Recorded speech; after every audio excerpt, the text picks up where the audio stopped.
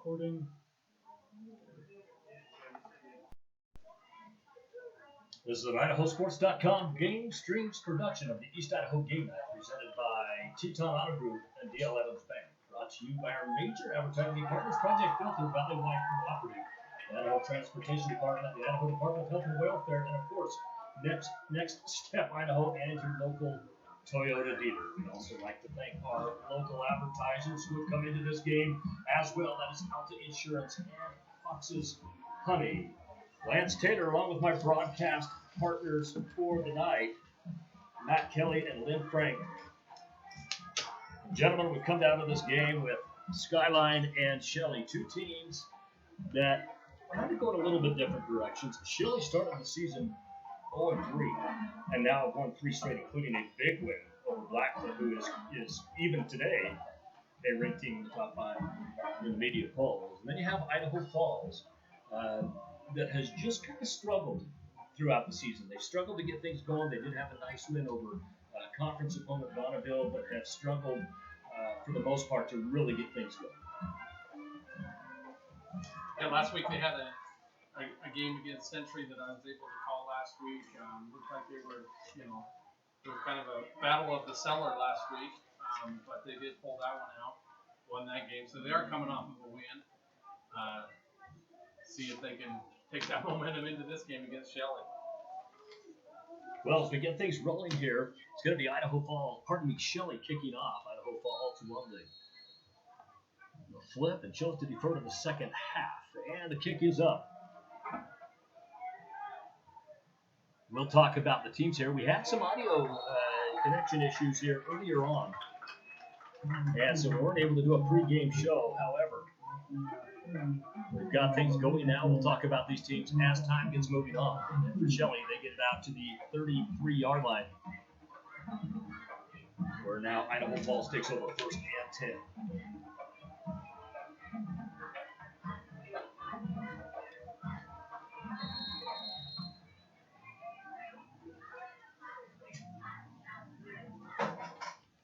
Idaho Falls goes with their spread offense, 3 left, 1 right, and they end up handing it off. That goes nicely out to number 49, Peter Molino. Peter Molino, running back, just a junior, 6'1", 200 pounds. Great job. Riley Ellison starts at quarterback. Once again, they go with the hurry-up offense. Now it's trips right, single left. 1 man in the backfield. He's in motion. Looking to come out of the pocket. He throws it just in front and short of the intended receiver. Bring up second down and 10 to go. So they got a first down. That very first play, nice run out. You get that by Peter Molino. Yeah, Peter Molino taking over for the general starter, which is Colton Lyda. He was hurt last week, again out this week.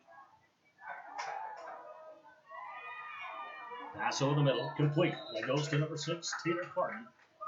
5'11", 170-pound junior as well. This will bring up a third, and we'll call it a long 2-short 3 for the Tigers of Idaho Falls. As we look at this Shelley group, the Shelley group started out 0-3 to start the season. Lost to Star Valley, lost to Sugar Saver, 51-21, lost to Burley, 42-38. A really close game. And they knocked off Blackfoot. That kind of got their season going. They shut out Bonneville, conference court. Beat Pocatello last week, 24-21. And now getting the tackle for Shelley. Wow, coming right into the backfield. Attacking early was Austin Cannon. Austin Cannon, junior linebacker. There's number 24 on the field. This will bring up a 4th and now a true 3 for Idaho Falls. So start to have the Shelley fans get loud. Well, the Idaho Falls fans as well. So looking over at Idaho Falls on their side of it, lost to Thunder Ridge, lost to Twin Falls, lost to Madison. They beat Bonneville as well in a 1-point ball game, and then lost to Skyline before beating Century. Nice pass over the middle. Gets through, good enough again for a first down. This time number 32, Easton Watkins. 6'2", 200-pound sophomore.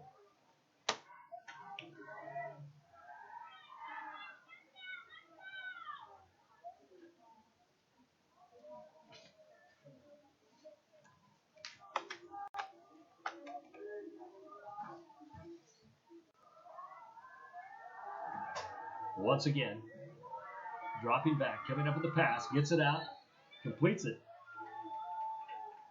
Down short of the first down marker. However, good gain on the play, down to number 19. It's Tracy Kirkham. Tracy Kirkham now gets it within 1 yard. We'll call it a second and long one, short 2. Spreading out the receivers is Ellison tonight. Ellison taking advantage of having numerous receivers on the field. He's gone trips several times, this time 2 in the backfield. Twins right, single left. Nobody in motion in the backfield. It is number 49, Peter Molino. Molino now will do the blocking. It looks like they're going to pick up the first down. This Trey Piper, just a junior, 6'3", 170 pounds. Piper sneaks up, picks up the first down. Can't tell if we got a flag on the field or not. It looks like we do. We do. They got the pink flags. They're going to call holding on the offense as a spot foul. It's going to bring this back for a replay of second down. Again, trying to get a sweep around that left side.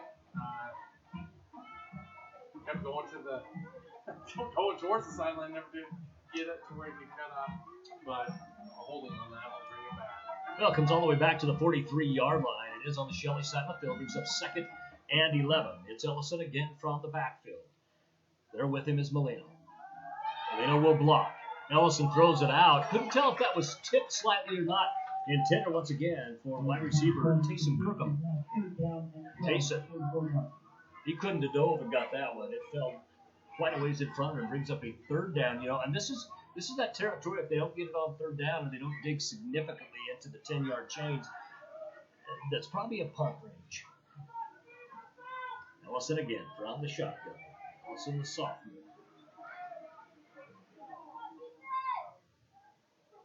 Trying to get the defenders to jump off sides. Looks back over. We're not down in our final 5 seconds yet. They have not gone with a huddle yet today. Ellison again. Pops back. Being pushed in the backfield. However, gets out. Has his receiver, but the coverage was fantastic. Trying to get it to receiver number 32, Easton Watkins. Great defense came in. That's Chance Wade. Chance Wade, the sophomore. Breaks that up, brings up a fourth down, and it looks like they're going to leave Ellison on the field. Ellison is going to try to pick up a first down for his team. They are on the 43-yard line, the Shelley side of the field. One man in the backfield. Twins right, twins left. From the shotgun. Ellison has it. He drops back. Nobody ran a slot route on that, so they're just going deep. Out throws his intended receiver. It's going to be a turnover on downs to start this ball game. It was intended for Perkins. Perkins unable to catch up with the pass that was thrown way to the inside of the field. I'm surprised in a set like that. You got twin right, you got twins left. Nobody runs a slot pattern on that to the stick though, just in case. Everybody goes deep on that. As it is, in those situations, you got to have a very accurate pass. Right up to the line is Shelley.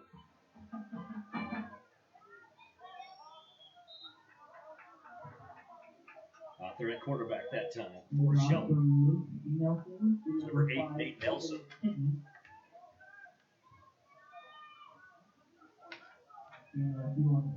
Brendan Williams also a quarterback on this team. Run on the play. Gain of 3, second and 7.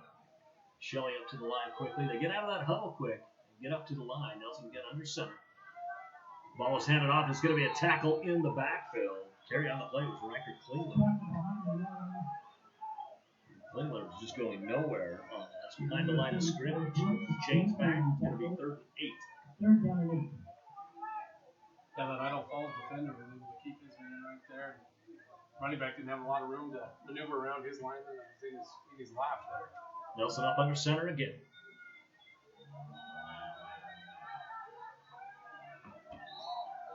A little bit of gain on the play this time. It's going to be about a 3-yard gain.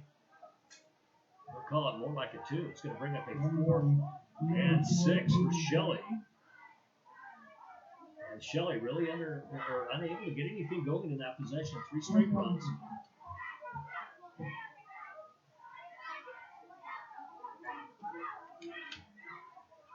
77, Chaz Peterson. The offensive lineman works his way off the field. We're going to get a punt from Shelley. Remember, Idaho Falls did not punt. Really didn't hurt them. They were able to get a 3 and out from Shelley. This one bounces inside the 25-yard line, goes down near the 20. That's where they'll mark it, and that's where Idaho Falls will take over first and 10. Kind of look at the playoffs, the way they set right now. This Shelley team would find themselves in the playoffs if it started right now. Right now, they're really the 8th of 8 teams that would go. There's some at-larges that would be projected this time. Blackfoot, Sandpoint, Burley, Valley View, Hillcrest, Idaho Falls would fall into that. Canyon Ridge and Bonneville. A number of teams on the bubble as well. We'll get to that as this game moves forward.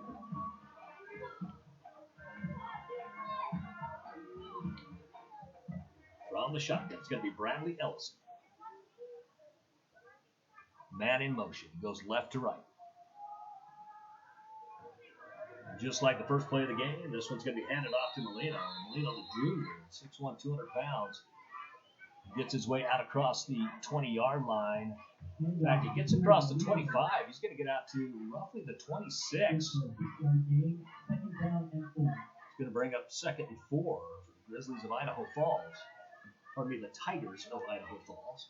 I get used to Tiger Grizzly, Skyline Grizzlies, Idaho Falls Tigers. And speaking of that, you notice the goalposts are blue today.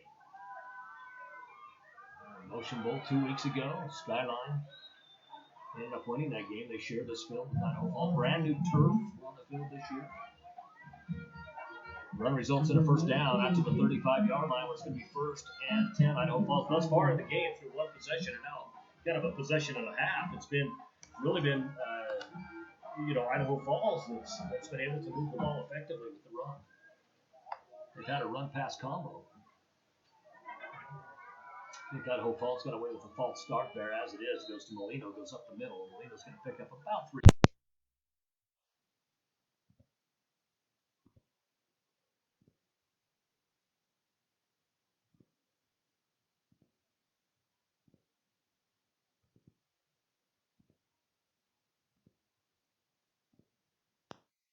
Idaho Falls had that really good start last year. Started out 5-0.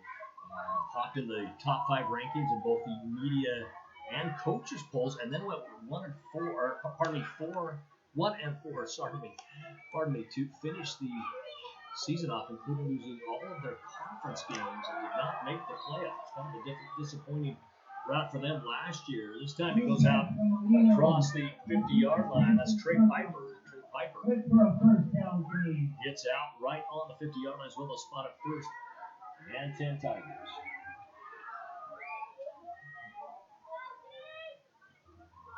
They stay in that spread set for Ellison. Molino in the backfield. Molino in the backfield. Man in motion. They're going to go to Molino. Motion draws the defender. Man in motion was Kirkham.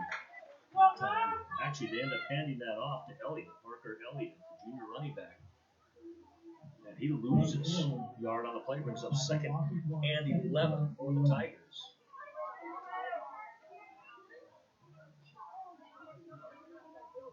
So far, any gains that the Tigers have had on the running game has come from that left side, seems like, but the right, not so much. Once again, it's Ellison dropping back, has his receiver, and he does get it out to Kirkland this time. He's going to get it down near the 45-yard line. Looks like that's where they're going to place it. It's going to bring up a 3rd down and 5. A more manageable 3rd down, which is 5 yards. One of the things that I think you have to look at when you're Idaho Falls is if they can keep things going defensively like they did in the first defensive series against Shelley, you're going to go for it in this range every single time. Yeah, you called it. It's kind of the no man's land. They obviously aren't taking field goals from here. Punt is kind of a gamble sometimes, especially in the high school level. And usually you're going to go for it, especially with the man in the ball. Come in motion. Ellison draws back. Being pursued in the backfield. Able to shake off the defender. Gets it back to the original line of scrimmage, which is to Kirkham on the pass. So it's 0 gain on the play. In fact, even a short loss. So bring up a 4th and long 5, short 6. It'll actually be a true 6. And we expect them to go for it as Ellison does stay out on the field. Coach Marty Duffin.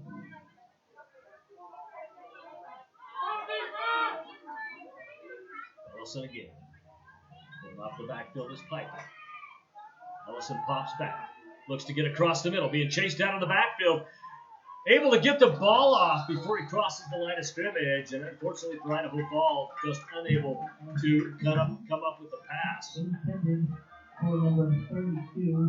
That was intended for Watkins. Easton Watkins just couldn't come down. It looked like he kind of mistimed the jump. It was a catchable ball. It wasn't a great thrown ball. It was a catchable ball. Mistimed the jump. And unable to come up with it. And for the second possession in a row, it's a turnover on downs. Really in kind of roughly the same area as it was the first time. Nelson up under center again. Handoff goes. Biggest play of the day for Shelley. Up the middle, all the way down. It's going to be a touchdown, Shelley.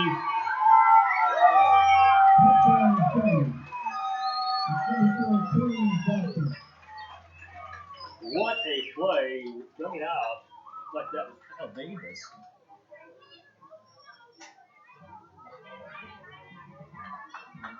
Very nice run right up the middle. Ends up being a 55-yard run.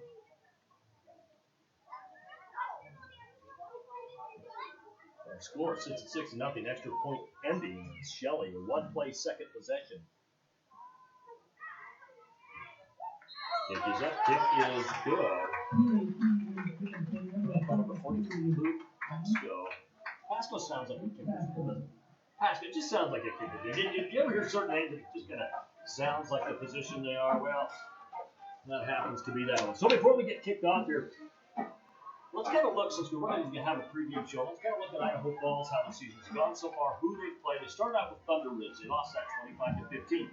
First game of the season, you really beat with more questions than you do answers, because you don't really know how good the opponent was you played. Started out with Thunder Ridge has really struggled this year. They've had a hard time getting things going. They're blown out by several people, and then they lose, and then fairly tight when they get 34-22 to Twin Falls. And then they get shellacked by Madison, 45-14. They beat Bonneville before losing in the Emotion Bowl.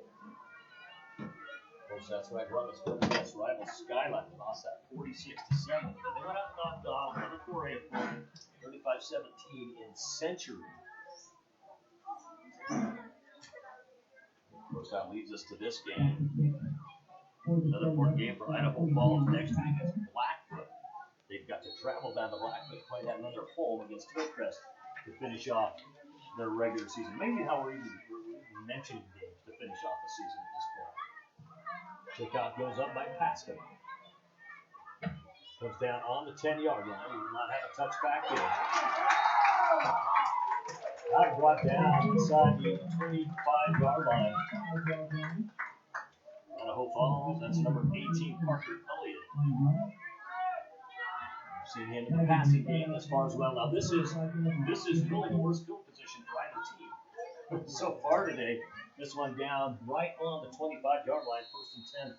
Idaho Falls, just a one-play second drive of the night for Shelley. Russets take that early lead with the extra point as well. 3:22 remaining in quarter number one. Lance Taylor, Lynn Frank, Matt Kelly bringing to this game right here on Idaho Sports. It's going to be a run up the middle once again. It's going to be Molino. You know, Molino, they listed him as 6'1", 200 pounds. He appears thicker than that.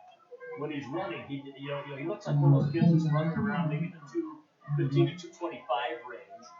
But you never know. A lot of these weights are, depending on the school, sometimes they're just guessing what the weight is. And sometimes they weigh him, but maybe the kid puts on some pounds, as the season goes on.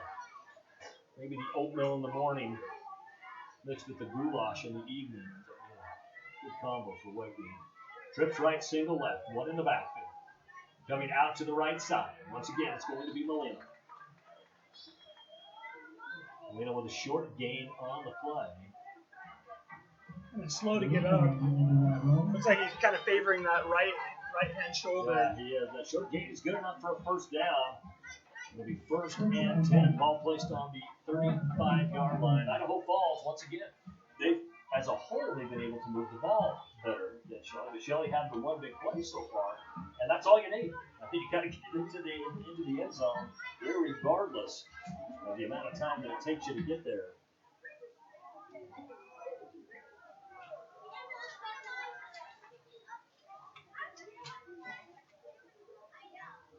Ellison from the shotgun again. Goes over to Molino. Molino with the run. He gets across the 40-yard line. Now back into the secondary.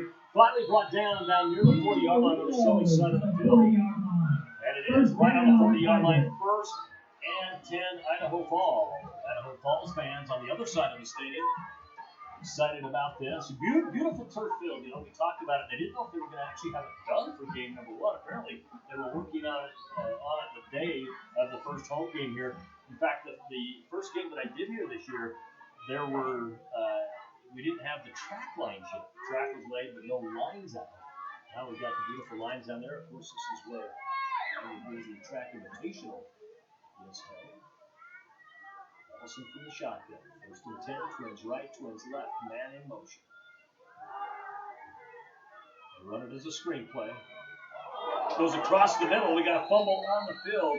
It looked for a moment like Idaho Falls recovered it. Nope, it's going to be Shelley. Let's see the Shelley play jump around. It's on Idaho Falls. Shelley recovers it. Remember, there is no instant replay in high school football like there is in NCAA or in the NFL. I think really good play, Shelley defensive backs there just to stay home. You know, sometimes you can kind of bite on that play as soon as you see the rush start to feed towards the quarterback. Yeah, well, particularly your outside linebackers as well. They come up and get that. They did have 2 receivers deep as well. Nate Nelson heads back on the field. By the way, it's Tegan Allman, the senior DB, who covered that fumble for Shelley. Nelson up under center as he has been all night. Man in motion, 2 in the backfield. Handoff again, comes up the left side. So far, looks to be about a 4, maybe 5, now 6-yard gain on the play. They had a struggle bringing the runner down as he gets out to the 46-yard line. It will be 2nd and 4 for Shelley.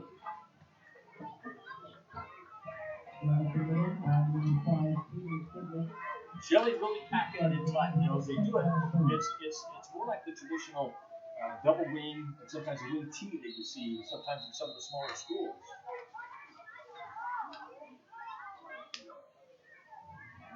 Could be a false start on Shelley. You know, speaking of smaller schools, Idaho Falls just dropped down from 5A to 4A. Shelley a few years ago went from 3A up to 4A. Shelley, from a student body size, is actually the smallest 4A in the state of Idaho. And now you bring Idaho Falls down from 5A, which makes them at least one of the top 2 biggest in the state of Idaho. They're 2 opposite ends of the student body bracket as far as total numbers.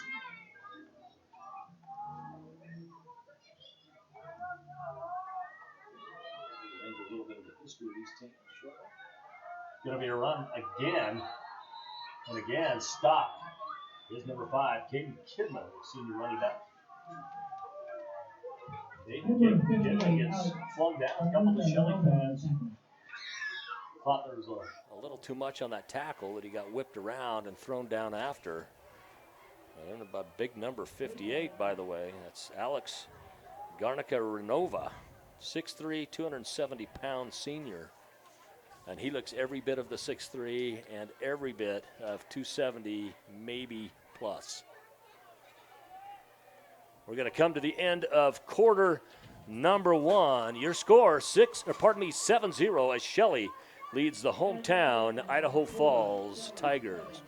Alta Insurance is a locally owned agency with locations in both Idaho Falls and Twin Falls. Alta's mission is to help our community by providing policies personalized to each consumer's needs. The communities we work and live in are our number 1 priority. As such, we offer a wide range of insurance products and companies able to take care of our community's assets. Alta Insurance has recently merged with Archibald Levitt Insurance in Rexburg.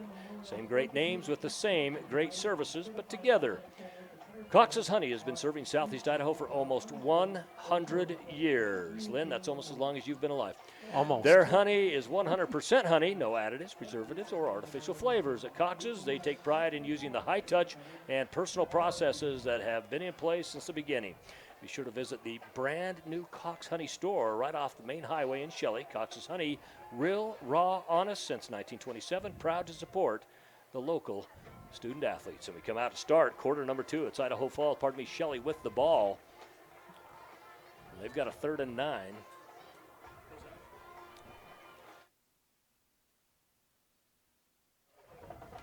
And they've got a 3rd and 9. So far, so good. Looks like, yes. Yeah, Yes. and you know, it's good by Shelley. They could have got another play off. Yep. To end that quarter. Instead, they come back. They decide to talk about it as a team. They have the 3rd and 9. This time it's Nelson rolling out. He has his receiver. He's being chased. Throws down the sideline. It's going to be too far out of bounds, and it's going to bring up a 4th down as the defender on that play runs out of bounds, runs into the kicking net. Pass goes all the way down, intended for Canyon Alpha, senior receiver. And this brings up a 4th down. We do have Laundry on the field. Now, see, the flags, some of the officials have pink flags tonight. Of course, it's October, so it's Breast Cancer Awareness Month. But we have some with yellow flags as well. As it is, it's actually going to be holding against Idaho Falls as a 10-yard penalty. And this will result in an automatic 1st down for Shelley. You know, you can see Nelson, he rolled out, he continued to roll, and his receiver struggled to get open down there, and it surprised me how long it took him to get there. Well, when you grab someone's jersey a little bit, it takes a little bit of extra time. That does take some timing off of any route that you might be running. You know, we talked about the way Shelley started the season. They lost to Star Valley, lost to Sugar, lost to Burley. That huge win over Blackfoot, that really got them rolling for the year, beating Bonneville, shutting them out. It's a conference opponent, 28-0. Bonneville, of course, in action tonight in the Civil War against Hillcrest. They share Thunder Stadium.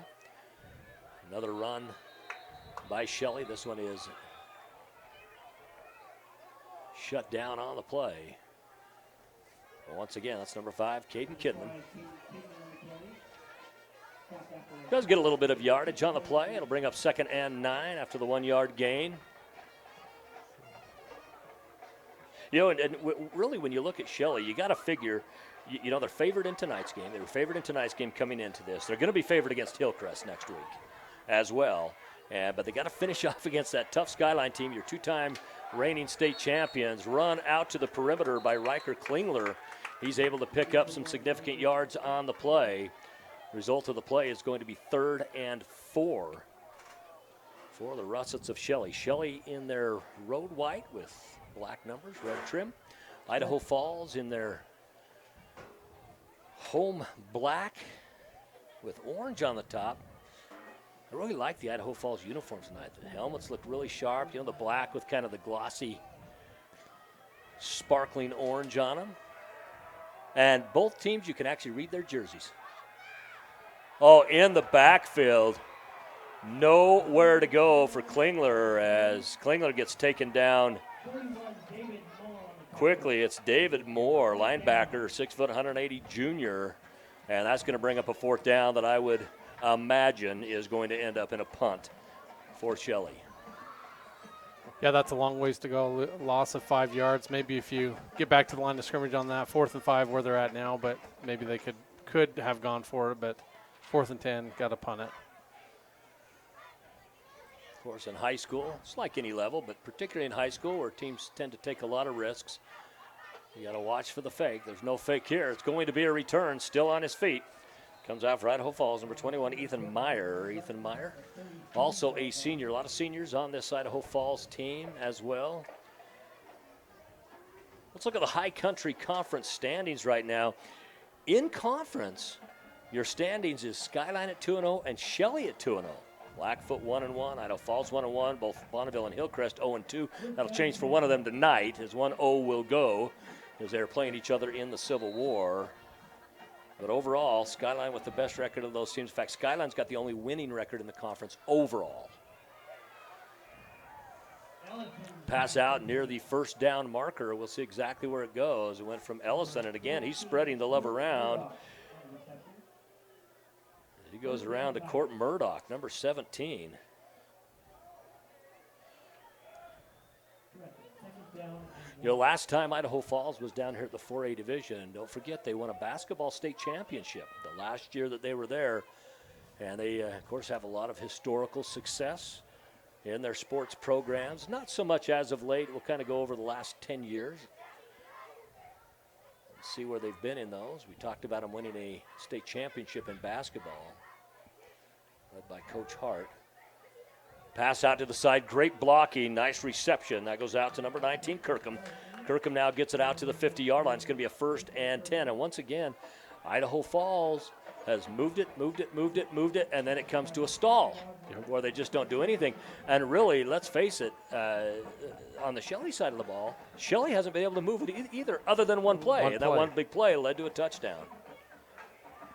Yeah, but like you said, it doesn't much matter how many first downs you get. You've got to get it in the end zone. So from the shotgun again, it's Ellison. Ellison with one in the backfield. It's Molino. Twins right, single left, eligible tight end on the play. Molino has it. He scoots to the outside, was untouched to the outside. He gets down near the first down marker. It looks like it is. Boy, it's going to be awfully close. We'll see where they spot it. Yep, it is going to be a 1st down. Gets to the 39-yard line on the Shelley side of the field where it's 1st and 10, 8:31 remaining in quarter number 2. Yeah, Molino gets to that edge pretty quick. You look at him, he's a pretty big running back. You don't think he's got that much speed, but he does get to that corner pretty quick and then cuts it upfield. He does, and actually Shelley got into the backfield fairly quick there. He was just quicker to the outside. From the shotgun again, I don't think we've seen Ellison go under center at all tonight. He's got an eligible tight end again. He's going to go to him across the middle. You can see the tight end come. The ball falls incomplete. It's going to be 2nd and 10. Yeah, you could see with the tight end on that's where that play was going to go. And you can kind of see that, I believe that's 32 again. That's Easton Watkins. That seems to be his kind of go-to guy. And that is that play design is a quick hitter. The pass looked like it was a little bit behind Easton in order for him to try to catch that. It was a little bit behind, but it is a quick pass out of there. Shotgun again. You know, Carlos Aguilar, an offensive and defensive lineman, has lined up eligible several different times. This time, I think, it's going to be a false start. They're going to call it a false start. Nobody jumped, but it was actually on the far side. Number 17, Court Murdoch, was essentially lined up too far. He never looked over and confirmed his position with the side judge. And as a result, they get a 5-yard penalty, and it's going to bring up 2nd and 5.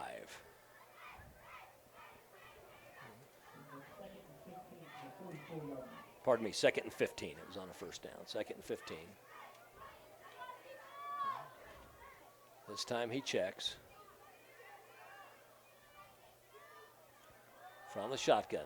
Ellison gets it out. Pursued in the backfield is Watkins. Brought down nicely first. That by number 20, Chance Waite. Chance has been in on several different tackles tonight for Shelley.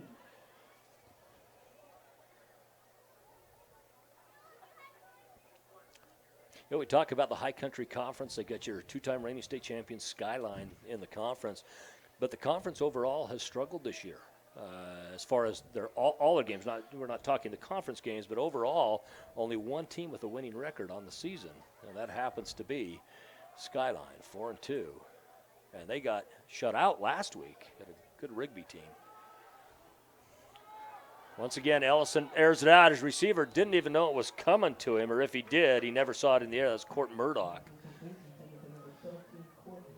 Yeah, he didn't. I acted as though, where'd that go? He didn't even know if either he'd thrown it or didn't really try to get after it to go get that ball. Well, he turned around. The ball was going over his head. He didn't see it. I thought, had he have stayed in stride, it looked like a well-thrown ball by Ellison. As it is, it's going to bring up a 4th and 15.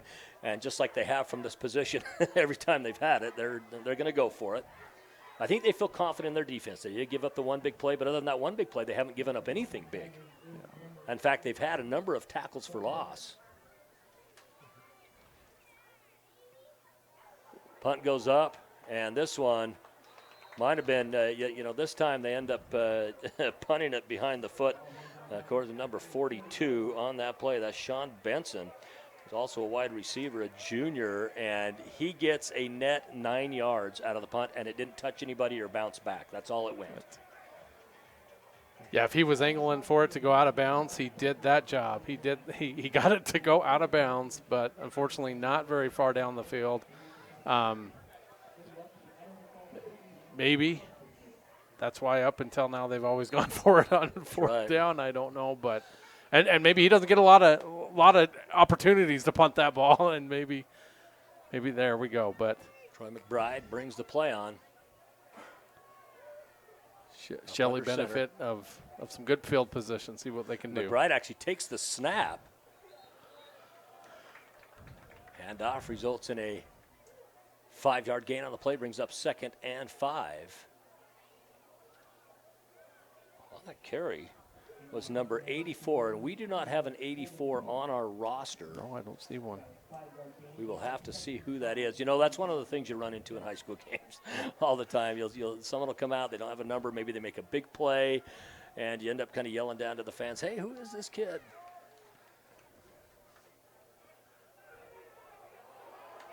Now a really good run, the second best of the night for Shelley behind the legs of Caden Kidman.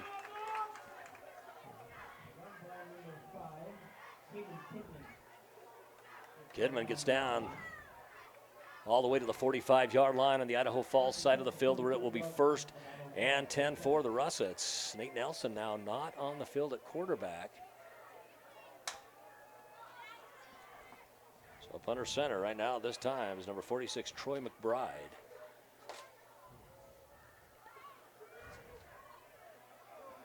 McBride with the handoff to Kidman. Kidman gets up and picks up a few yards on this play.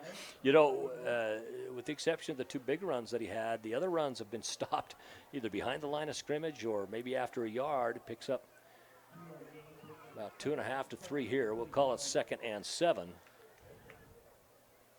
As Holden Pierce checks out of the game. Taking the play in. Coach Josh Wells. It's Cason Eaton.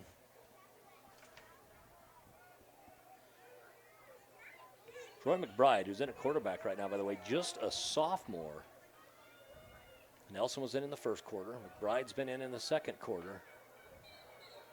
And now a run for a short gain.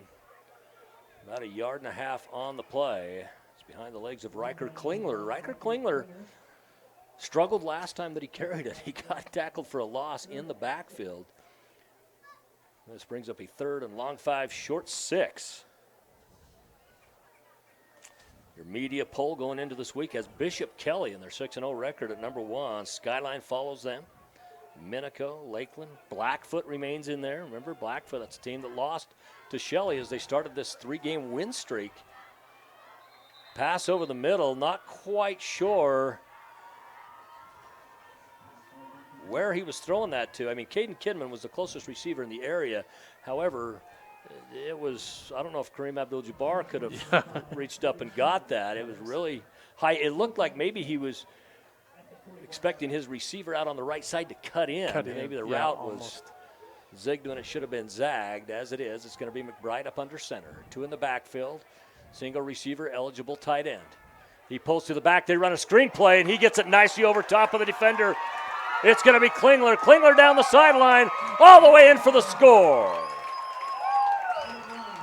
Riker Klingler on the screen pass gets in and moves our score out 13-0. Extra point pending as Shelley goes up on Idaho Falls.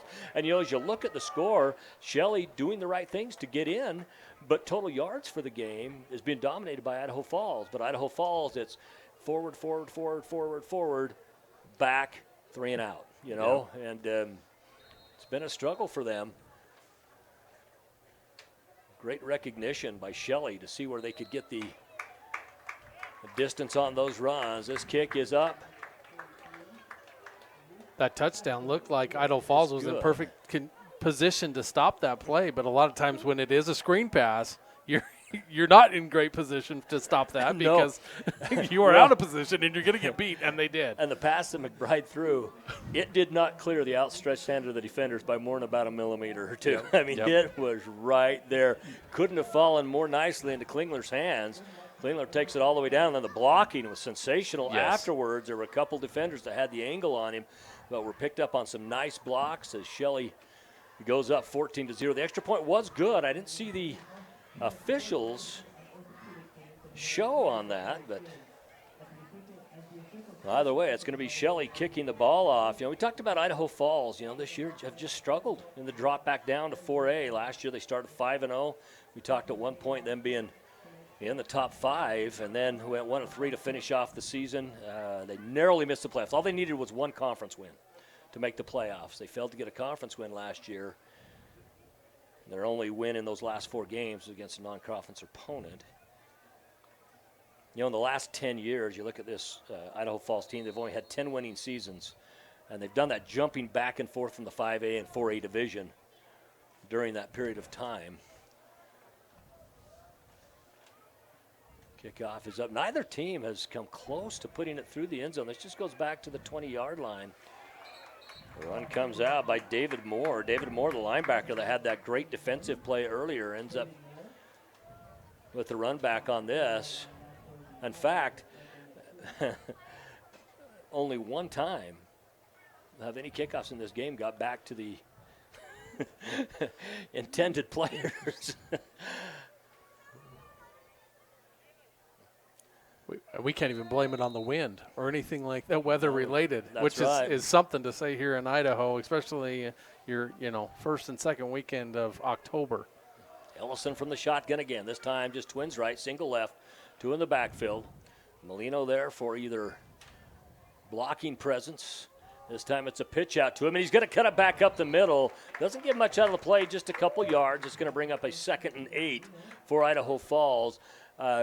I think the play was designed for Molino to take that to the edge. When he got it, he realized the edge was not open. He went ahead and cut it up the middle. Was able to at least make something out of it. It wasn't as much as we thought as the line judge went in and marked it.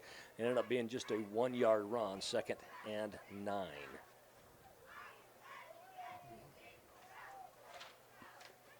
Maybe he thought he could pick up a little bit more cutting it inside where he has seemed like, hey, he's had more success going to the outside, maybe cutting it up. He might be able to get a little more out of it, but just maybe even a half a yard gain on that one. So,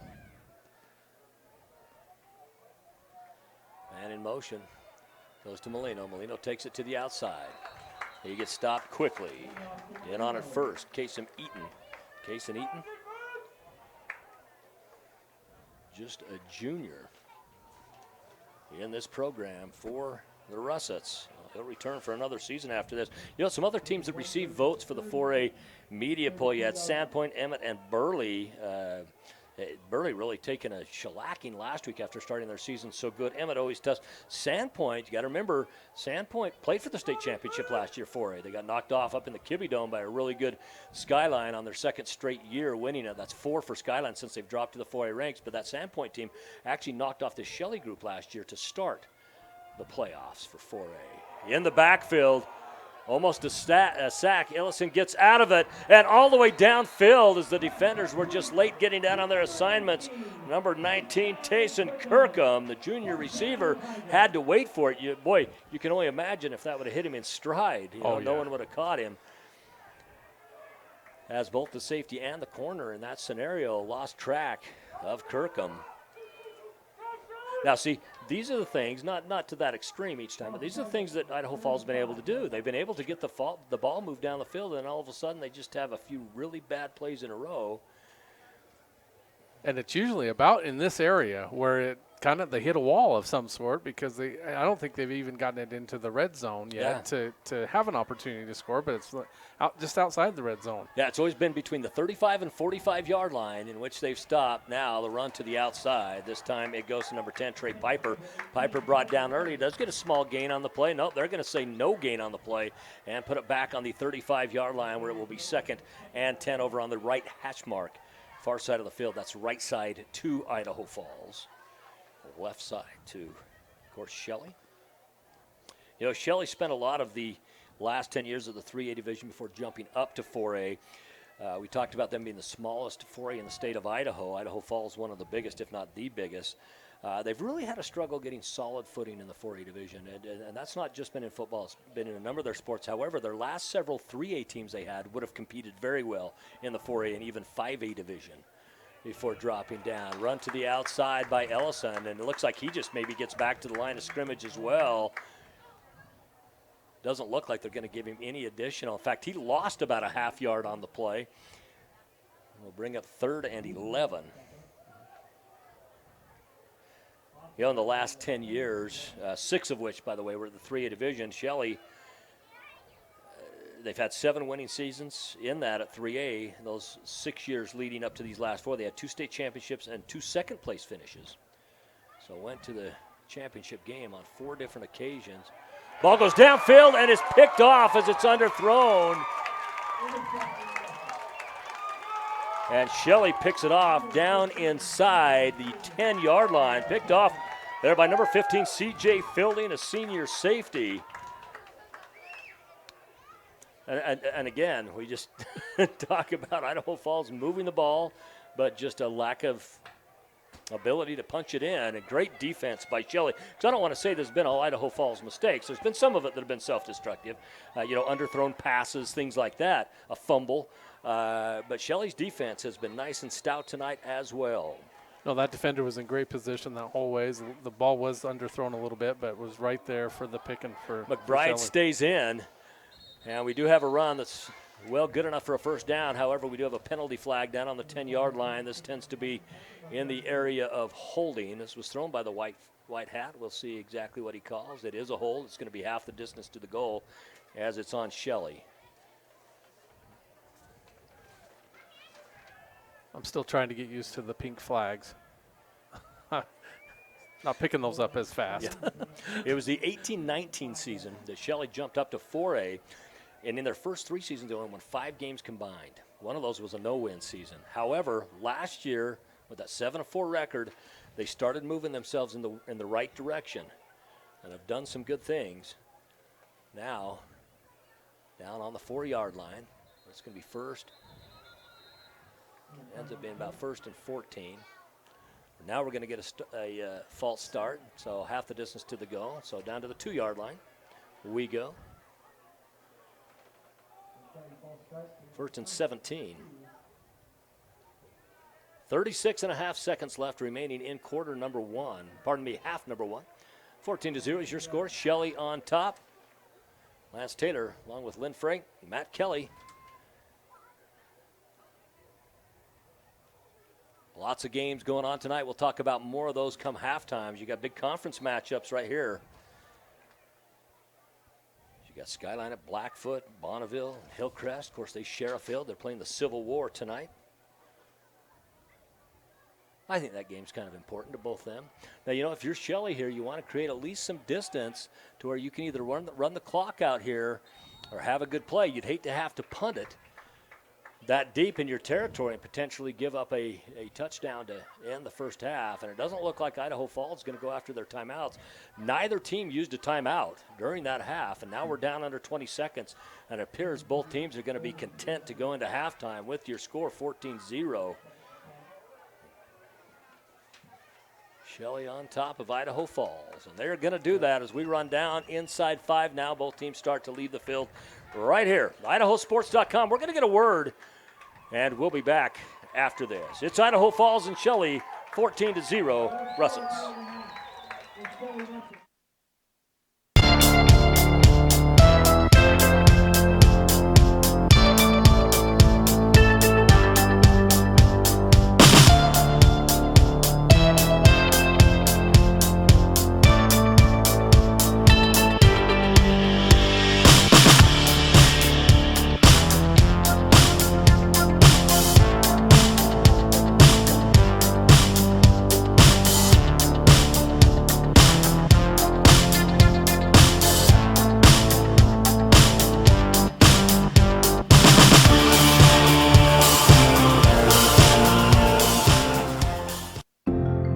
What is community?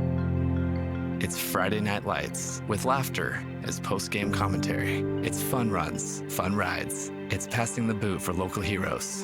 And it's breaking ground for groundbreaking startups. This is what makes a community. And it's what makes a community bank. It's fertile financial resources turned back into local soil. Here's to people helping others thrive. This is community banking. D.L. Evans Bank, since 1904. I'm Connor from Idaho Falls. In high school, I started having trouble with my muscles. Playing football, kids half my size were pushing me around. My mom and I spent months traveling the country looking for answers. We finally got one right here at IRMAC. I have a rare disease that causes my cells to lose energy. After 2 years of using a wheelchair, the therapist at IRMAC taught me how to walk again. Now I can do the things that I enjoy and live the life I want. That's why I say, take me to Ermac. At all our local Teton dealerships, we're committed to our no problem philosophy. No problem means we'll find it, not we don't have it. No problem means the same fair prices that we've always offered on our new vehicles. Because when you shop with us, it's always no problem to buy and service your vehicles.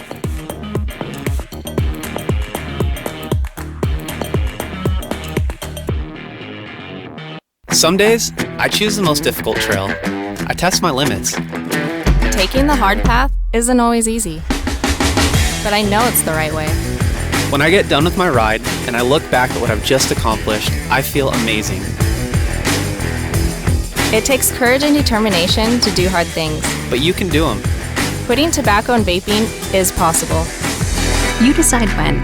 We'll show you how. Learn more at projectfilter.org or call 1-800-QUIT-NOW. We're Valley-wide cooperative. For 100 years, we've been your first choice for residential and commercial propane, fuels, oils, and lubricants. We service HVAC, install water heaters, propane tanks, and accessories. And yes, we'll even deliver right where you need it. Because for us, serving is more than a job, it's a way of life. We are proud to employ your neighbors and to be a cornerstone of your community. We're Valley-wide. Yesterday, today, and tomorrow. We're here for you. It can be a lot, trying to figure out how to make it. How to dream big and to wonder, what if? Because no matter where you are in life, if you don't know what's possible in Idaho, it's hard to keep asking, what if? Which is exactly why Next Steps Idaho was created, with everything from smart tools that help you figure out careers you might be suited for, to training and education options for you. So keep asking what if at nextsteps.idaho.gov. You can't make summer stand still, so make the most of every last second with a new Toyota at Toyota's National Sales Event. During Toyota's National Sales Event, discover our wide variety of fuel-efficient electrified vehicles. Toyota, let's go places. At D.L. Evans Bank, we haven't invested in a deep line of digital banking services to help infuse more banking into your life. Just more living. D.L. Evans Bank. This is community banking. Well, is Ermac really the best hospital for pediatric care? I mean, aren't all ERs the same? Not all ERs are the same. Ermac's ER has been delivering high-level clinical care for over 3 decades. As a Level 2 trauma and burn center, Ermac is well equipped to handle pediatric injury and illness.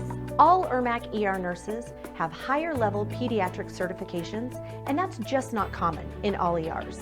And this expertise and experience is found only at Ermac.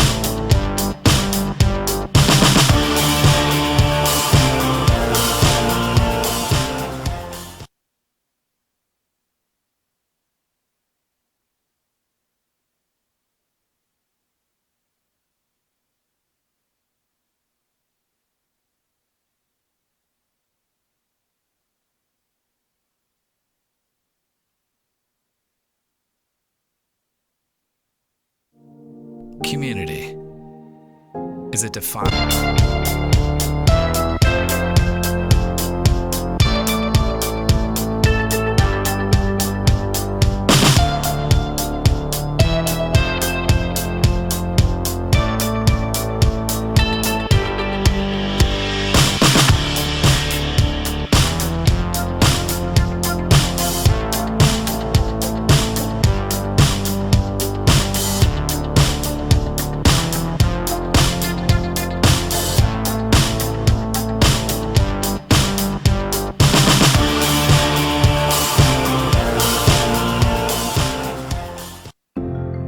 What is community? It's Friday Night Lights with laughter as post-game commentary. It's fun runs, fun rides. It's passing the boot for local heroes. And it's breaking ground for groundbreaking startups. This is what makes a community. And it's what makes a community bank.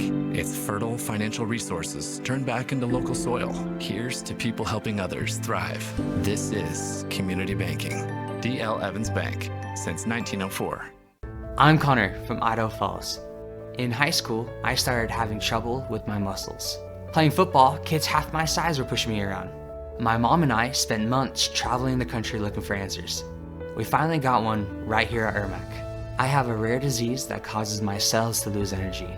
After 2 years of using a wheelchair, the therapists at IRMAC taught me how to walk again.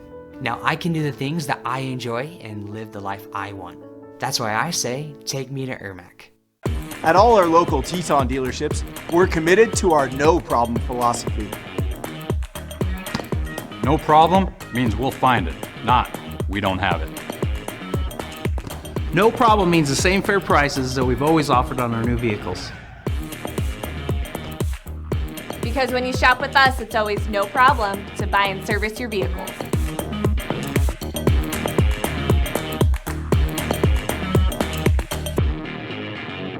Some days, I choose the most difficult trail. I test my limits. Taking the hard path isn't always easy, but I know it's the right way. When I get done with my ride and I look back at what I've just accomplished, I feel amazing. It takes courage and determination to do hard things. But you can do them. Quitting tobacco and vaping is possible. You decide when. We'll show you how. Learn more at projectfilter.org or call 1-800-QUIT-NOW. We're Valley-wide cooperative. For 100 years, we've been your first choice for residential and commercial propane, fuels, oils, and lubricants. We service HVAC, install water heaters, propane tanks, and accessories. And yes, we'll even deliver right where you need it. Because for us, serving is more than a job, it's a way of life. We are proud to employ your neighbors and to be a cornerstone of your community. We're Valley-wide. Yesterday, today, and tomorrow. We're here for you. It can be a lot, trying to figure out how to make it. How to dream big and to wonder, what if? Because no matter where you are in life, if you don't know what's possible in Idaho, it's hard to keep asking, what if? Which is exactly why Next Steps Idaho was created, with everything from smart tools that help you figure out careers you might be suited for, to training and education options for you. So keep asking what if at nextsteps.idaho.gov.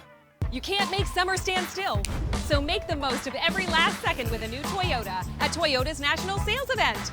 During Toyota's National Sales Event, discover our wide variety of fuel-efficient electrified vehicles. Toyota, let's go places.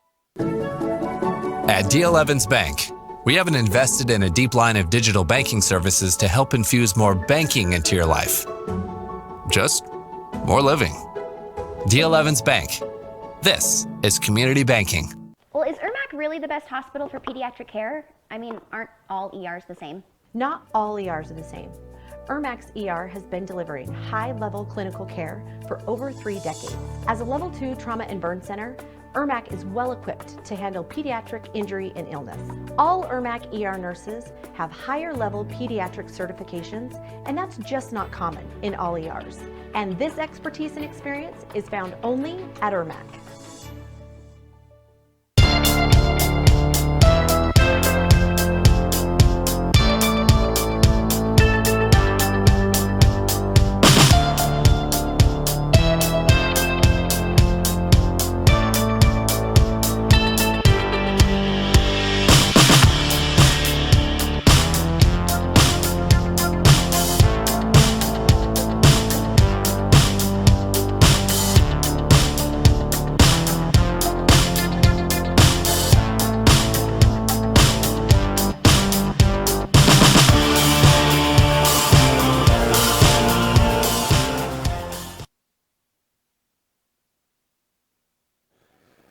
It's halftime. 14-0 is your score. Shelley on top of Idaho Falls. This game here from Ravston Stadium, the newly renovated, not the stadium portion of it, but the field. Nice turf field, replaced scoreboard this year.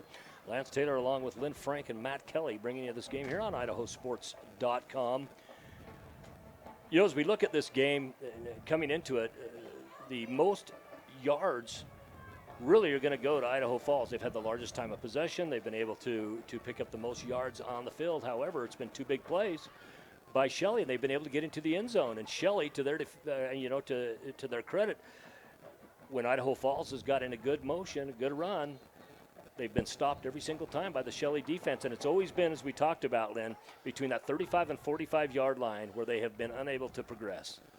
Yeah, their offense, speaking of Idaho Falls' offense, looks like they can just move it up and down the field, but then they get to not even quite the red zone, and then they just either self-inflicted wounds or, Shelley's defense. I don't want to take anything away from Shelley because when you shut somebody out, it could be a multiple, quite a few things there that cause that or prevent the other team from scoring, and Shelley does have their defense out on the field, so you got to attribute some of that to Shelley's defense. And then Shelley ends up with 2 big plays, and then outside of those 2 big plays, Idaho Falls' defense has played pretty good, but it's all about getting it in the end zone, and they have twice. Yeah, and they're that's up what 14 Shelley's done. So Shelley under center during quarter number 1 was Nate Nelson. During the second quarter, it ended up being McBride, the sophomore. Now, we had heard that Nelson had,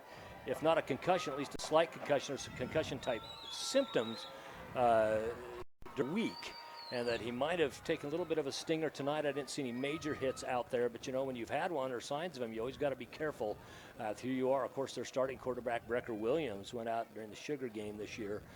Sugar, your number 1 ranked 3A team in the state. Had a chance to do a game with them last week with Layton Christian. Two players, the Layton Christian offensive line headed to University of Oregon to play. 2 linemen off that group that came up from Utah. Quite a group to watch last week, and they took quite a shellacking from the Diggers of Sugar Salem. But we look at, at Shelley, irregardless, it's really been, for the most part, their running game. Another big play came from a screen pass, but not a deep pass downfield. Deep passes have been a little bit harder to come by today. We did get one to Kirkham in the first half. It was one that was way underthrown. He had to come back for it, and the defenders had lost him. And so, it's been more short plays in the running game that has been quite well. We've had Riker Klingler and Caden Kidman for Shelley that have done really well, and of course Peter Molino has done the majority of the running work for the Tigers of Idaho Falls. Let's look at a couple things here. Let's go to our bubble watch for the state right now. If the state tournament would have started tonight instead of these regular season games, Shelley would have been in this state tournament. It would have been Lakeland, Bishop Kelly, Emmett, Minico, Twin Falls, Pocatello, Skyline, and Shelley.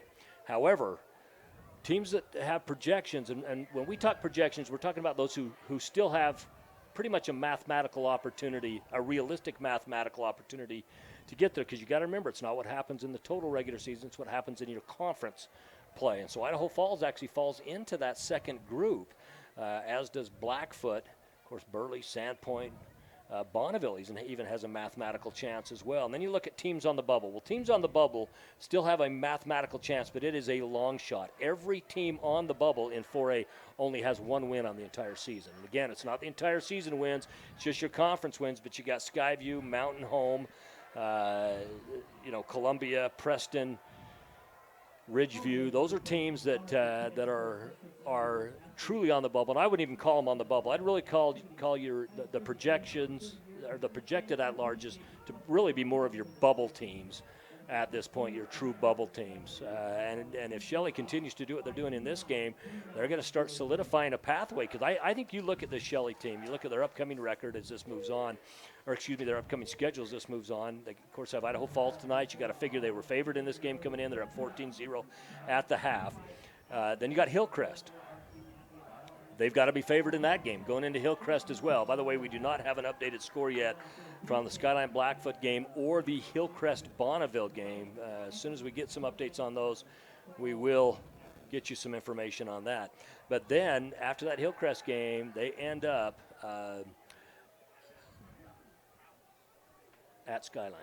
Back here at Ravston Stadium. That's going to be the tough one. But you figure they pick up a win tonight, they pick up a win against Hillcrest, they're in the playoffs. Yeah, And then, as you know, if you get into the playoffs, anything can happen then. You know, you've punched your ticket. You know, you don't know who's playing or how they're playing at that time. If they're playing well, they can, you know, make a run, and there they go, you know. Well, and for Idaho Falls, they've already played Skyline. Skyline beat them in the Emotion Bowl 46-7. That was 2 weeks ago. They beat Century. Let's just say if the score stayed the same, or at least as far as who's up on the scoreboard tonight, let's say they fall to Shelley tonight. They do have that win over Century, but that is not a conference win. Then they play at Blackfoot.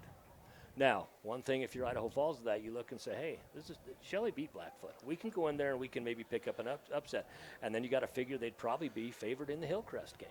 Yeah. And that's right back here at Ravston Stadium too. So there's some interesting potentials as this season moves on, and we look at the different teams within this conference and what they can potentially do as it moves forward. This is the High Country Conference.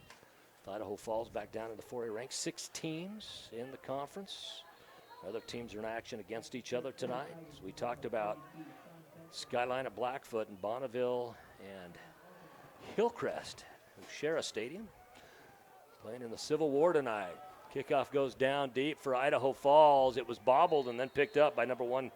That's Riker Klingler, who has had some nice plays tonight as well. But the defense was already pursuing by the time he could get that in his hands. Ball gets out, gets across the 15-yard line. I believe that's going to be on about the 18, where they will take over 1st and 10. One of our deepest kickoffs of the evening.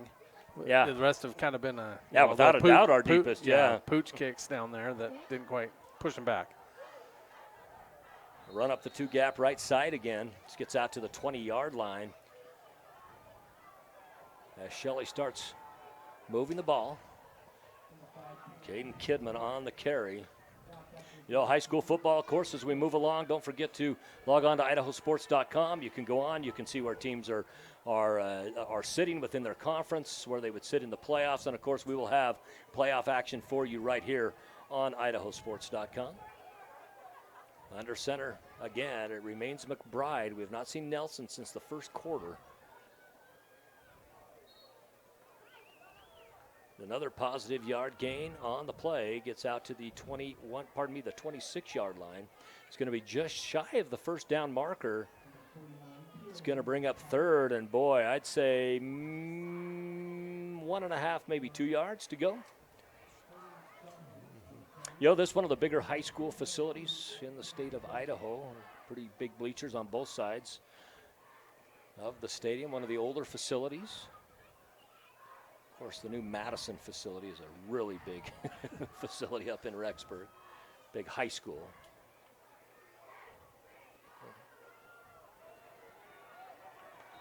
Good enough for a first down. First time we've called the name tonight of Caden Johnson, a senior running back. Gets out to the 35-yard line, 1st and 10. Shelley, as the sticks will move.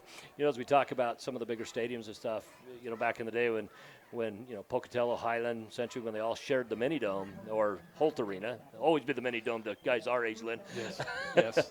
But you know, quite a place to play your high school home games. You know, right there in a legitimate college stadium. Out to the outside, Klingler on the run, finally brought down by a group of Idaho Falls Tigers. That was led by 22 Braxton Packer. Packer Jr. will be back next year. He's listed as a linebacker. Ball gets out to the 48-yard line, 1st and 10 on the Shelley side of the field. And you know what? As far as play, this is the best series so far that we've seen for Shelley. You know, they had those couple big plays that got them in the end zone, but they were struggling from play to play for a period of time, with the exception of those couple big ones. And here's some good halftime adjustments thus far for Coach Wells and his group. And another good gain from the line of scrimmage taken by Kidman. Kidman, a senior. He'll graduate for his Russets this year. Yeah, they must have done a few adjustments at halftime and just said, you know, we're just going to keep running the ball until they can stop them. And ultimately, really, you know, IF did have them pretty contained except for on 2 plays, you know, but now they're putting forth a drive here that looks like they're Could be marching right down the To field. the outside, Klingler again. And right now, it's Shelley's ability to hit the edges. And what they're doing is they're pulling the tight end from the right side. And they're getting a nice block out there. It's that block that's given him. There's been an angle on the runner, but it's that block that's been giving him about an extra 5 yards on each of those play. This time, ball goes down to the 31-yard line on the Idaho Falls side of the field. 1st and 10 Russets. McBride under center again. Two in the backfield, man in motion. Klingler's the man in motion, and this time the handoff again to Johnson. Johnson, who had no carries in the first half, has 2 significant carries here in half number 2. Picks up 6 yards on the play. So bring up a 2nd and 4. We're going to get a timeout for Idaho Falls. This is the first timeout taken by either team in this ball game. Neither team used a timeout in the first half.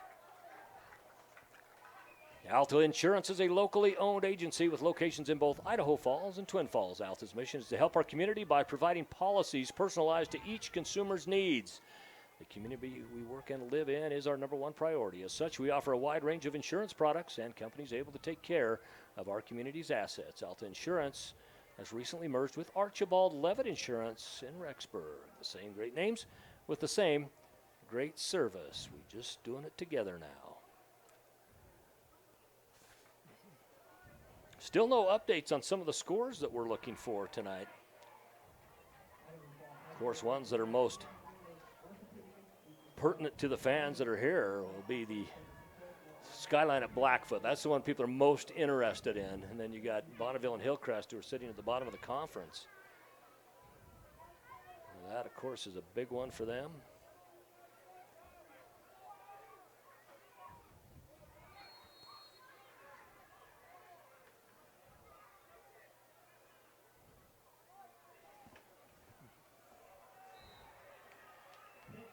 Now around the side, it's Klingler. This time he gets flung down, but he gets some.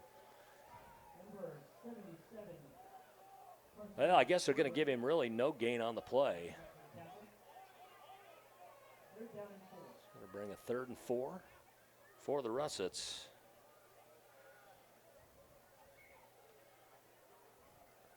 We do have a score. It comes from the first quarter.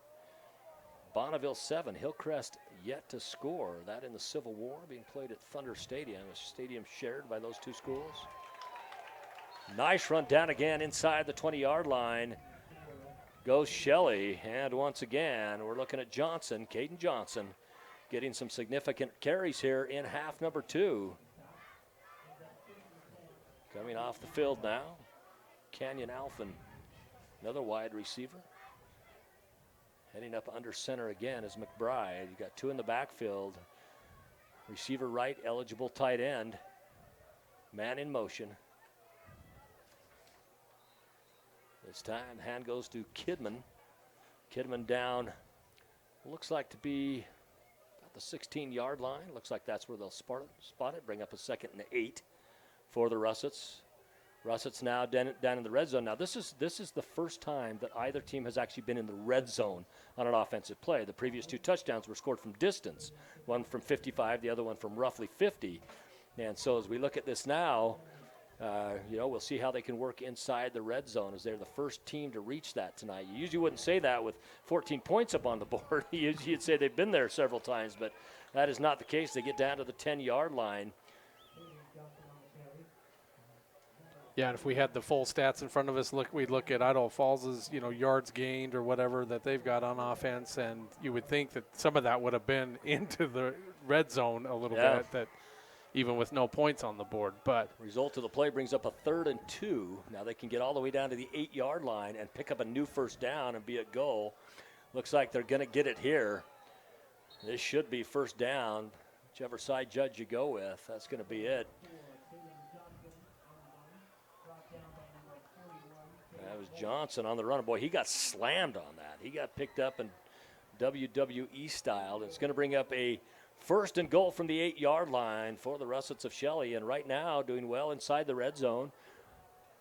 Sometimes when you have your starting quarterback for the year ends up getting injured, in that case, Brecker Williams, you got to adjust things a little bit. Anytime personnel changes, you have to make some adjustments. And in that, sometimes you maybe find some success that you didn't know that you had inside you. Yeah. To the outside. Run goes down inside the 5-yard line, where it will be 2nd and goal for the Russets. It was Klingler on the carry. Yeah, you would imagine, I don't know much about Shelley, but you've got, Troy McBride that's now the quarterback. His number's 46. Just a sophomore. A sophomore.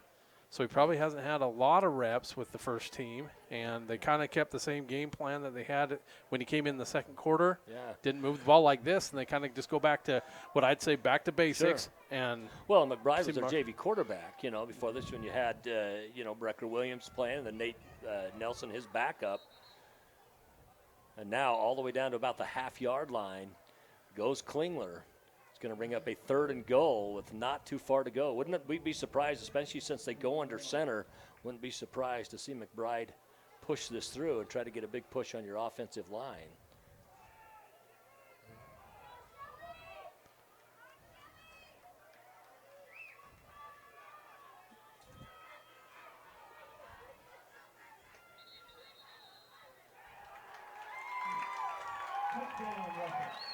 You called it. Keeping it is McBride. They get in. They pick it up. Moves our score out 20-0. Extra point pending. Coming on, of course, to kick that extra point as he's done all night, Luke Pasco, the junior kicker. Right now we do have an updated score in the 5A division. Rigby 28, Highland 14. So they've doubled up Highland thus far at halftime. That game being played down at Iron Horse Stadium in Pocatello.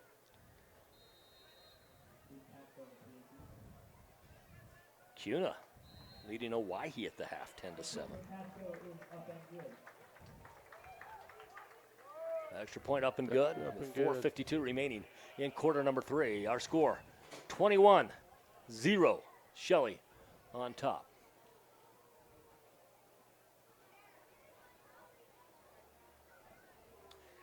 Cox's Honey has been serving Southeast Idaho for almost 100 years. Their honey is 100% honey.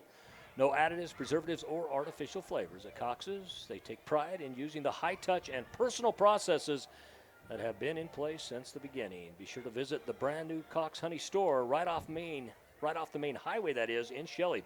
Cox's Honey, raw, real, honest. Since 1927, proud to support the local student athletes. And so thank you to Alt Insurance and Cox's Honey for their local advertising tonight to help bring this game to you on IdahoSports.com live. And, of course, free. So, Idaho Falls, well over halfway through quarter number 3, drops down another 7 on the scoreboard and have yet to touch the ball here in half number 2. Yeah, that was a great drive by Shelley, and nothing too fancy about it. Just runs up the middle, pitches to the some sweeps, and a nice drive for the Russets. Nice kick for Pasco. Goes down inside the 10-yard line, comes out across the 25. Brought out by number 18, Parker Elliott. Junior return man, 4:46 remaining on the clock. Only one timeout used in the whole ball game is by Idaho Falls early here in the 3rd quarter. Coach Marty Duffin saw something that he didn't like early on in that second half. And whatever it was, they just weren't able to get the adjustments on it. You see the pink out there on the players. Yep. And the officials. A few of them have the pink flags for Breast Cancer Awareness Month. It's going to be Molino bringing it up the middle. Not a lot of place for him to go. And on the tackle early, Luke Ray for Shelley. It's going to bring up 2nd and 8. Twins right, twins left. You do have an eligible tight end on the play. Semi-screen play. Nice for Idaho Falls. A nice kick out to the side. Finally brought down, but not until he picks up a first down. Taylor Carden. First time we've called his name tonight. Nice reception by Carden. Gets out, picks up the first down. And now Idaho Falls moving down the field. So what we got to see now is okay, we know the adjustments that Shelley made offensively at the half. Because, again, they had the 2 big plays. But the other ones they struggled on. So you knew at halftime you still had to make some adjustments. And now here comes Idaho Falls. We'll see what adjustments they've made. Peter Molino to the right side, picks up about 3 or 4 yards on the play. We'll see where the final spot goes. And, if you're Shelley at this point, one of the things you got to look at is, now you can't play not to lose, but you've also got to look and say, guys, we just have to hold serve. That's what we have to do in order to win this ball game tonight. Well, and even at that, you can look at it, and even if IF does get a drive going here, which they obviously need to do, they haven't been able to cash in yet. Yeah, they haven't. So, and they're looking for it here. Just as I was speaking. Just a great run, unable to break farther, but a great run by Ethan Meyer. First time we've called his name tonight as well. But he gets into Shelley territory, and here's another sustained drive for Idaho Falls. And Idaho Falls has had some good sustained drives to a point. They've been able to move up the field and get into that 35 to 45-yard line range, and then have kind of sputtered out from them. Same player, same run, close to the same result, out to 21 Meyer. Meyer goes around the right side this time. He's just short of the first down marker. Looks like it'll be about 2nd and 2. Maybe a 3, long 2, short 3. Now under 3 minutes to go in the third quarter. Lance Taylor, Lynn Frank, Matt Kelly. Lynn and I share a hairdo. I got mine covered with a hat tonight. And the pass out to the right side ends up with a loss on the play. It was complete to Kirkham and met early by Kirkham. Looked like that was number 34, Stephen Jones, that was in on the tackle. He read that pretty well and made sure he knew, or let that receiver know he was there. Wasn't going to miss him. Well, it goes from 2nd and 2 to 3rd and 4. Around the outside. Nice tackle again. This Stephen Jones in on it with his buddy, Luke Ray. And some more loss of yards of down. And where are we? 35 to 45-yard line. We're right there to where they're sputtering again. Now we got a 4th and 6 for Idaho Falls. I don't know what it is. Maybe if you believe in some kind of hexes or things like that. There's something out there, but go with the screenplay again. It goes to Molino. Molino now, he gets the first down. He's headed. No one's going to touch him all the way to the end zone. Molino goes, and Idaho Falls picks up their first touchdown of the ball game.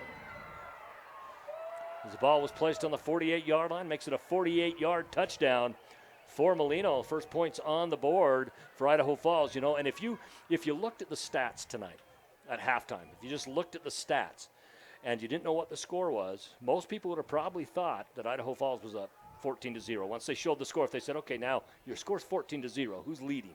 Statistically, you'd have said Idaho Falls, probably leading that. Shelley had those big plays. Idaho Falls would just sputter every time inside the 35 and 45, and a lot of that, too, came from Shelley. Shelley's put that blitz on a number of different times when they've got down into that range, and it's caused some havoc for the sophomore quarterback Ellison. So the extra point is up and good. 1:29 remaining in quarter number 3. 21-7, and now the Tigers have to start thinking about some things. How many more possessions can we get? As much time as Shelley was able to take off the board in quarter number 3. Yeah, they not only were able to put a drive together last time they had the ball, but then took a huge chunk of the clock with them. So definitely the Tigers have got to get something figured out on their defense, and then Shelley, just kind of keep with the same game plan because they didn't have an answer for it last time. So, well, here's your records inside the High Country Conference standings. These are just their conference records. Skyline 2-0, Shelley 2-0, Blackfoot 1-1, Idaho Falls 1-1. Both Bonneville and Hillcrest, who are playing tonight, are 0-2. However, when you go to their overall record, Skyline the only one with a winning record, 4-2, and then you got Shelley at 3-3, Blackfoot at 3-3, Idaho Falls at 2-4, Bonneville 2-4, Hillcrest 2-4. And that usually says a couple things. One, either a very competitive conference, or two, some real struggles in depth in the conference. Right now, Shelley showing that they are a playoff-bound team, and if they do, which they should, it would be the second year in a row for the Russets to get it after a struggle those first 3 years up at the 4A division. McBride has been your quarterback since quarter number 2. Nate Nelson started the game for Shelley, but we have not seen him since the end of the first quarter. I didn't see any major hits out there, but we did have the rumor that he had. As we get the onside kick, it looks like Shelley did come up with it, but boy, that was awfully close to Idaho Falls recovering for that. A good attempt by Idaho Falls. I think when you look at how much time Shelley's able to take off the clock because of the run, you've only got 2 timeouts left. If you're Idaho Falls, you already burned one. You've got to take that chance right there in order to have enough possessions. Yeah, I think it was, and the ball did bounce around there. I think that this turf does allow for a little more action on those onside kicks. Yeah. But I'm still trying to figure out how Idaho Falls didn't land on that. It seemed like it was rolling around there quite a bit. It went right past the Shelley player who really had the best shot at it.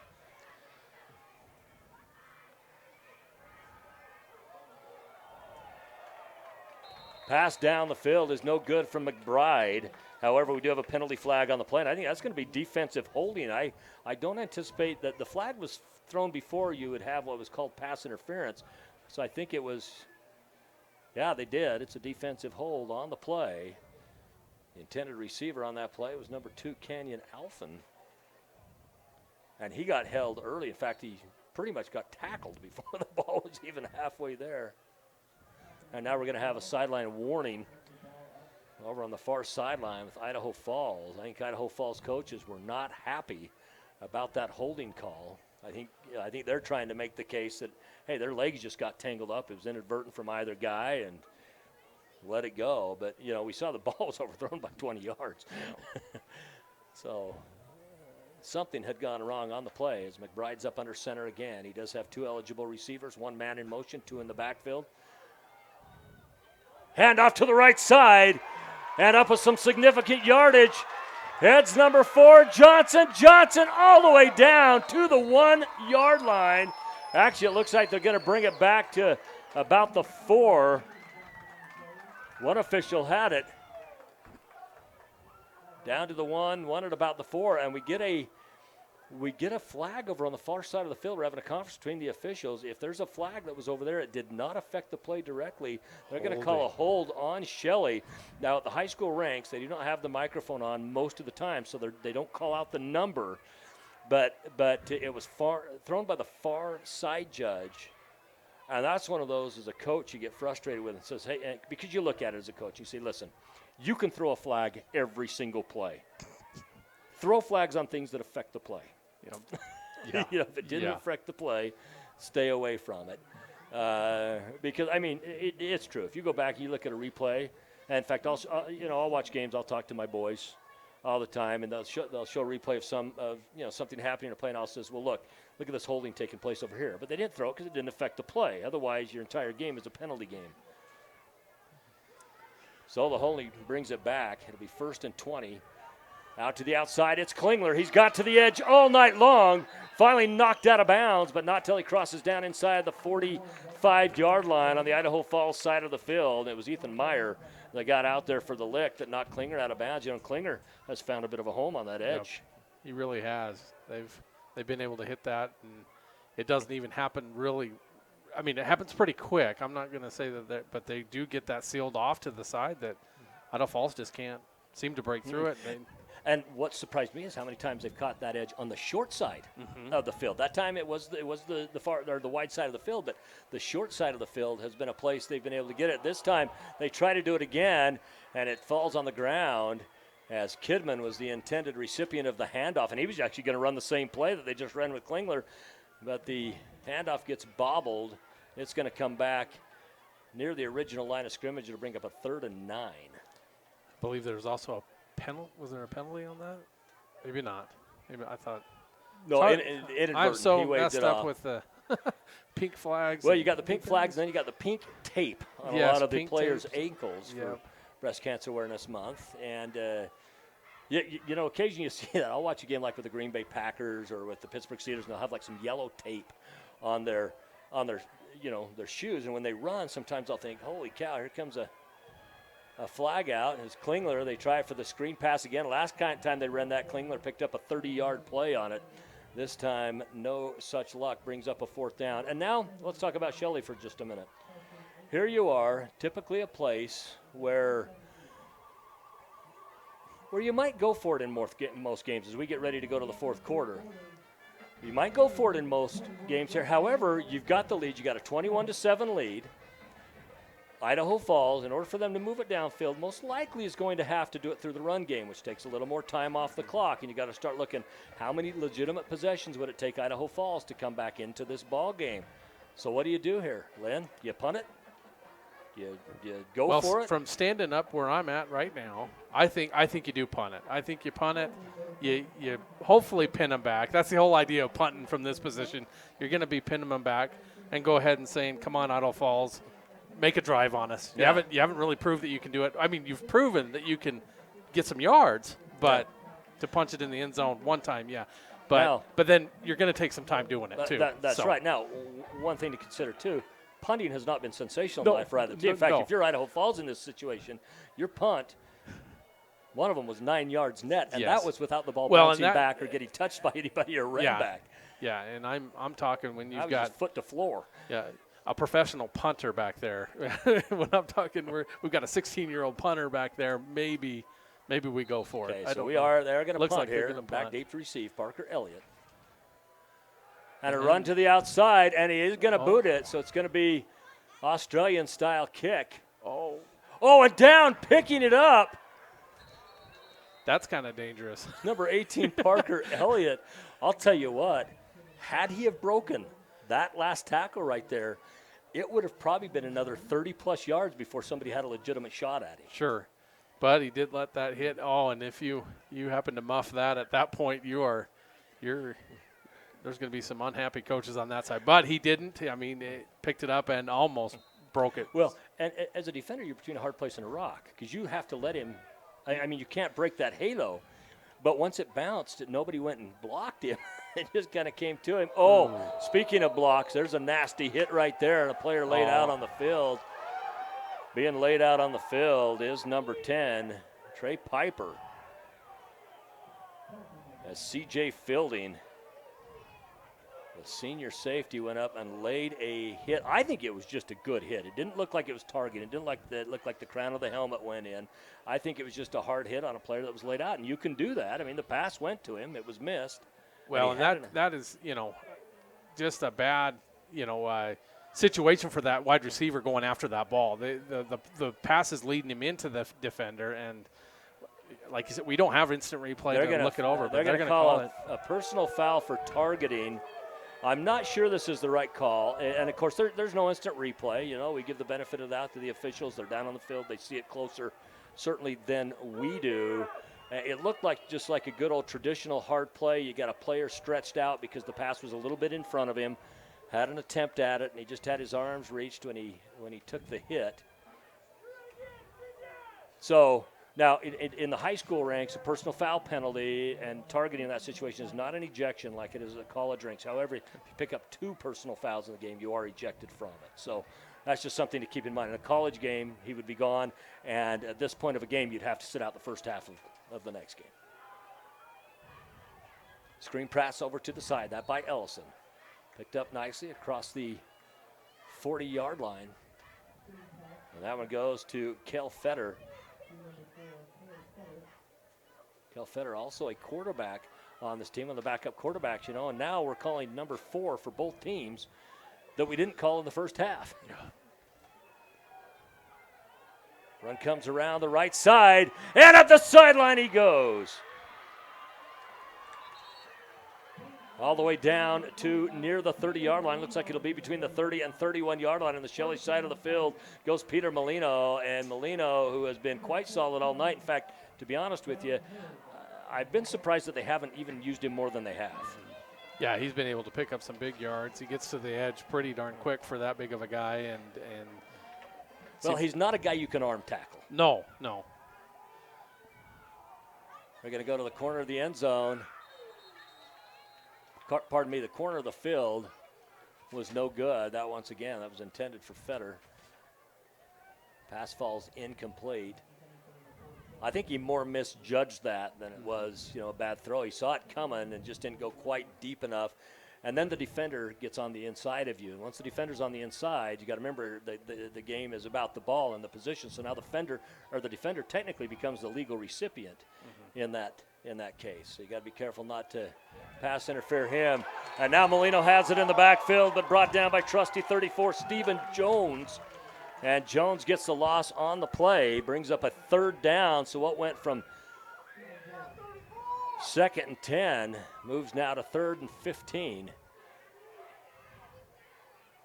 Ball placed out on the 37-yard line.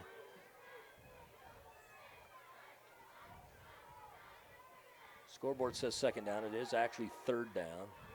Ellison again chased out of the backfield, and they're going to bring him down as he had nowhere to go.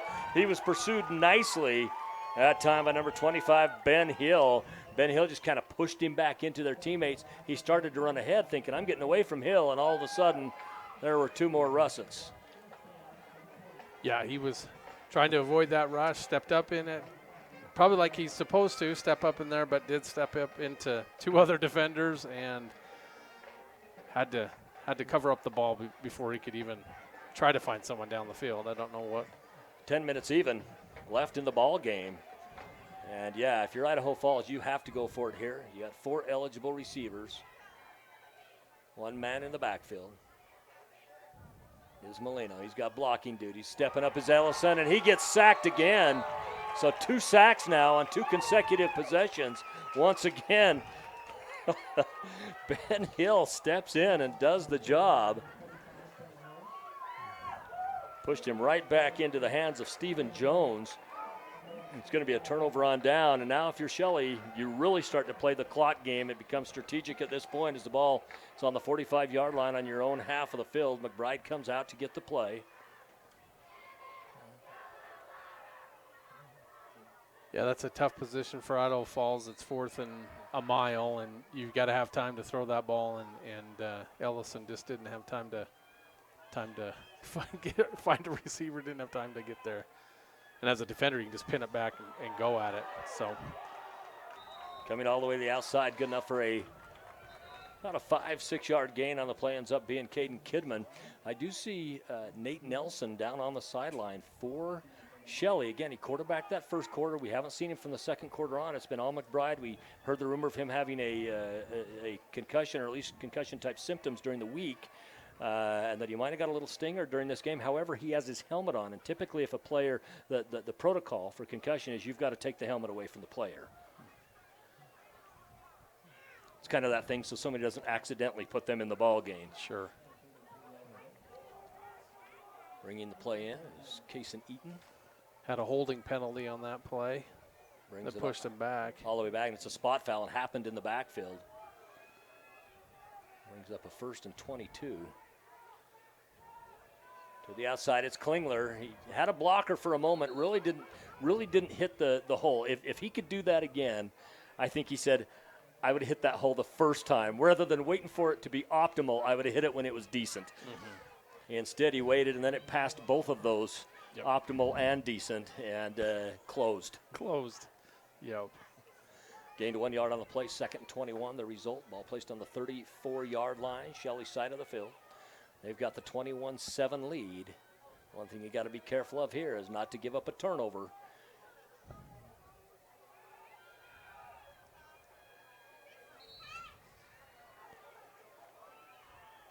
It was a little misdirection, quick hitter right up the middle. Yeah, that's Caden Johnson, who keeps again, the clock running. But number 4, we never called his name in the first half. We've called it plenty here in the second half. In fact, he's been the primary workhorse in the second half. Sure.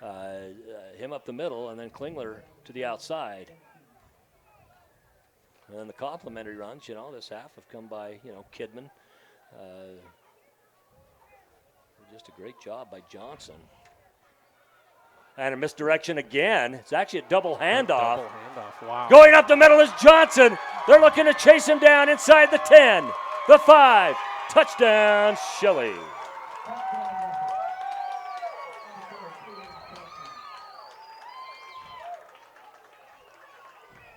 Shelley goes up. Kind of wish we did have instant replay on that one because that was a double handoff. That was a neat play, a misdirection again right up the middle, and then a double handoff and bust it right. Well, some of their running plays have been a little bit reminiscent, like I said, of the old double wing or wing tees that you see. You see that a lot at the 2A, 1A division, some of the smaller 3A teams. we'll run that, and then you can start getting up into the spread more, But teams, every once in a while, you'll see a team, even at the 4A and 5A division, if they're significantly undersized in a particular game, you will see them, step up and sometimes run the double wing or the wing T, because that's, it's like the military schools in Division I football. They just don't have the linemen to be able to run a pocket quarterback every time. So what do? Well, you run the option. You run the triple option. That's the way you can get away with being undersized. So, at the high school level, that tends to be the wing T and the double wing that you run, when you have that scenario. So now your score, 7:57 remaining in the ball game, 28-7 is your score. Shelley on top. I don't ever officially call a game this early, but I don't think the Tigers going to come back in this game. No, it's got to be some quick drives for Idaho Falls, and that Shelley Russett's defensive line just hasn't given the Idaho Falls quarterback that much time. On a previous drive, had a second down, third down, fourth down, just wasn't having time. Well, and, I think if you're Idaho Falls, you've done some good things this game. You've moved the ball well for the most part until you've got down inside the 35 to 45-yard line, and then you've struggled from that point on. You did finally have the breakaway and the touchdown, but there's some good things that you can take into that game against Blackfoot next week. That game's in Blackfoot, a very good Blackfoot team. And I think Idaho Falls has some good things to take into that game. And if you're Shelley, you're going to be favored again next week against Idaho Falls. An Idaho Falls team that's down, against Hillcrest. Hillcrest team that's down to Bonneville right now in the Civil War, as you have a good return out across the 35 near the 40-yard line for Idaho Falls. But I think if you're Shelley, you look at that and you say, we continue to be who we are. Well, who are we?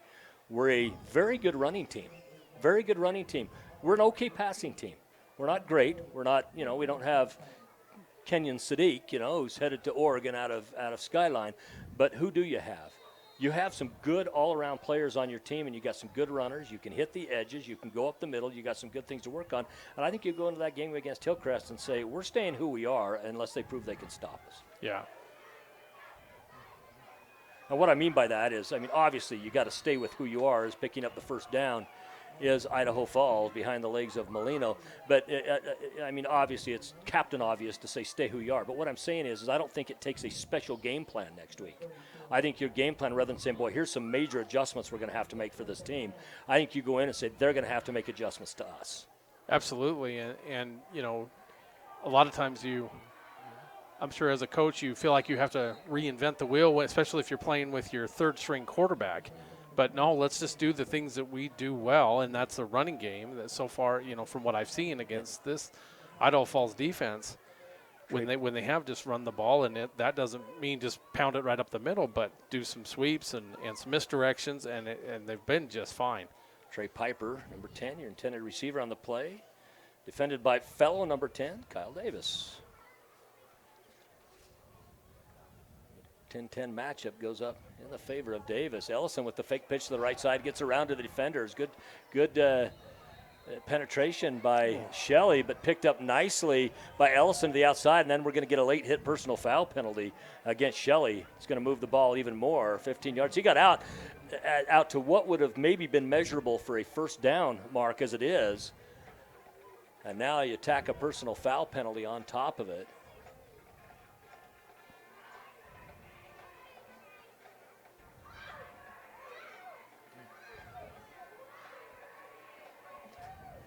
Don't forget to stay after our game tonight. Stick around for the IdahoSports.com player of the game. Brought to you by ERMAC, Eastern Idaho Regional Medical Center. There's a lot of players vying for it tonight. It's not going to be an easy choice. There's some of those games. We had Skyline earlier, this year. Kenyon Sadiq, who's, the receiver, headed to Oregon, and it was easy. You knew it after quarter number one. Unless something extremely special for somebody else happened, it was going to be him. And picked off again this time. Second time in the ball game it's been picked up, and each time it's been C.J. Fielding with the pick. Again, it looked like that wide receiver had his man beat, but just was a little bit short getting there, which gave the defender time to get there. Yeah, the ball was underthrown a little bit. It wasn't thrown in stride, but both times the picks have come down inside the 5-yard line as well. Ball will go all the way down. It looks like the ball will be placed on the 2-yard line. They listed it as a 2. It's more about 1.5, where Shelley will take over 1st and 10, 7-12 remaining in the ball game, 7-28. Shelley next week faces Hillcrest and Blackfoot for Idaho Falls. Push up the middle, give themselves some breathing room, getting out across the 5-yard line to the 6. That looked like a keeper on the play, and it was. It was a keeper by McBride, bringing the play in. Cason Eaton, as he's done every other play tonight for the most part. Now under 7 minutes to go, 6:47 to be exact. And a little bit of the crowd has filed out on the other side of the stadium. We are opposite the Idaho Falls crowd. Another misdirection play. Comes up the middle, gets out to the 9-yard line.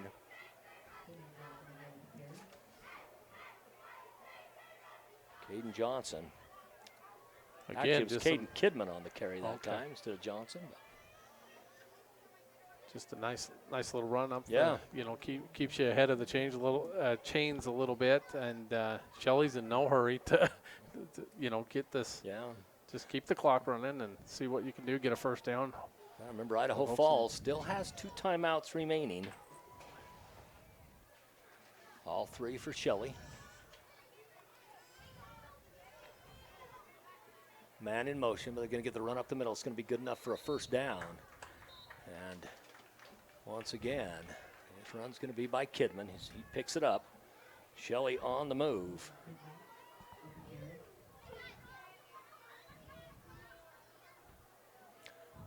Make the memories of this game last a lifetime by owning the digital game file of this for just $9.95. Just simply click on the button in the top right to order. Follow IdahoSports.com on Facebook, Twitter, and Instagram. Get updates, breaking news, pictures, and more. Click the icons in the upper left to follow us now. Another one in the backfield. This time it's Johnson. Well, they're calling it Kidman. You know, number 4, number 5, both of them named Caden. Johnson and Kidman. Our Army of IdahoSports.com action photographers are covering games all over the state. We've revamped our galleries to make it even easier to find and order your favorite action shots. Just go to IdahoSports.com and click the action photos. That's a link right there in the menu. Don't forget the Prepcast each week as well. Your host, Brandon Bainey, gets with a different expert in each of the regions of the state. Now run to the outside. This time it is Caden Johnson. He's going to be out near, maybe just short of the first down marker. Boy, he has been a workhorse here in half number 2. It's going to bring up 3rd and looks like it's going to be about a 1 yard. They're calling it 3rd and 2. Yeah, it's more closer to 3rd and 2. So they got the, along with the redoing the field down here, they got the new lights up, stadium lights, and they're like a lot of the college and pro ones now that they'll flicker different colors and on and off when they score a touchdown. Of course, we've only had that once tonight because that's all Idaho Falls has scored. But they're really neat. We had them here for a Skyline game. Kind of fun to watch. Johnson does pick up the first down, and now we're inside of 4 minutes left in this ball game. 28-7. Very good, methodical game by Shelley. Very methodical game. Have played to their strengths. Shelley's not a team that's going to overwhelm you with size, anything like that. They're not going to overwhelm you with speed. They just, right now in this part of the season, after taking a few games to figure it out, have started learning who they are, and they're a fun team to watch. McBride up under center. They're going to wait until the 5-second countdown starts. Getting the Johnson again out to the side, out near the 30-yard line. A pickup of a couple yards on the play. To get your game picks in on IdahoSports.com this week, complete every week against other high school sports fans and the so-called experts. The so-called experts at IdahoSports.com. I mean, IdahoSports.com. Every once in a while I say IdahoSports.com. That's what I tell Paul Kingsbury. I don't know sports. Yeah, get in, you make your picks. You can earn some stuff on that. It's a good deal. A really good deal. As McBride stands up to run some time off again, now goes under center. Gets it out to Kidman to the right side. Kidman now breaks a couple tackles, gets up near the first down marker, and it looks like, boy, he's going to be right there. We're either going to get a measurement or a direct let's go. No, they're going to call it third down. They're going to say he's a little bit short of it. You know, one of the things that I really like that's happened in the game of football, and it's happened at all levels from, you know, high school through college and into the NFL, is it used to become a stall tactic for coaches to say, oh, I want this measured. I want you out there. I want to get the measurement. You know, and there were times when it was 2 yards short, you know, and they're calling it because it gives them extra time. It was a stall tactic, and now, it's only if the officials can't eyeball exactly where that is. Kidman now to the outside again, finally brought down and knocked out of bounds, but not till he crosses the 50-yard line. And into Idaho Falls territory, finally knocked out by Parker Elliott. Once again, stick around for the IdahoSports.com player of the game afterwards. Special shout out to our local sponsors for this game, Alta Insurance and Cox's Honey. Cox's Honey, one of our newer advertisers here. Welcome to the family. IdahoSports.com advertisers.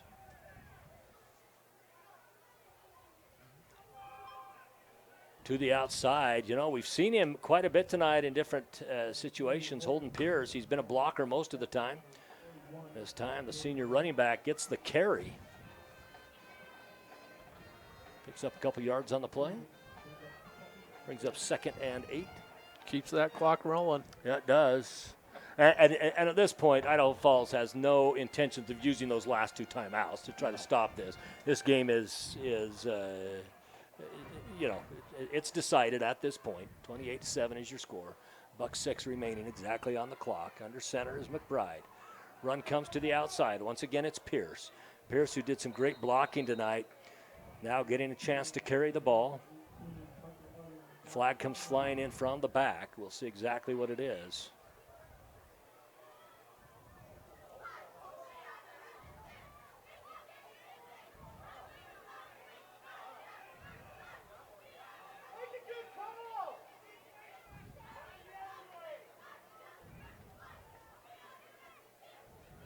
So after the penalty, a holding penalty against Shelley. Spot foul. It's going to be a replay of 2nd down. It's going to be 2nd and 18. Bishop Kelly with a heavy lead over Emmett in the third, 29-13. Twin Falls up on Burley, 14-12. That's actually kind of a shocker considering how Burley started out the season. And Twin Falls has struggled for quite some time now. Once again, Pierce with the carry. Picks up a few of those yards back. Century 24, Preston 7 in the third. This is a Century team that got walloped last week pretty good by Idaho Falls. We still have not had an update on the score with Blackfoot and Skyline, and we haven't had an update since the first period. Bonneville and Hillcrest. Sandpoint, who has struggled at times this season, played for the state championship game last year, falling to Skyline. They're up 17-7 on what had started out in the season to be a good Lakeland team.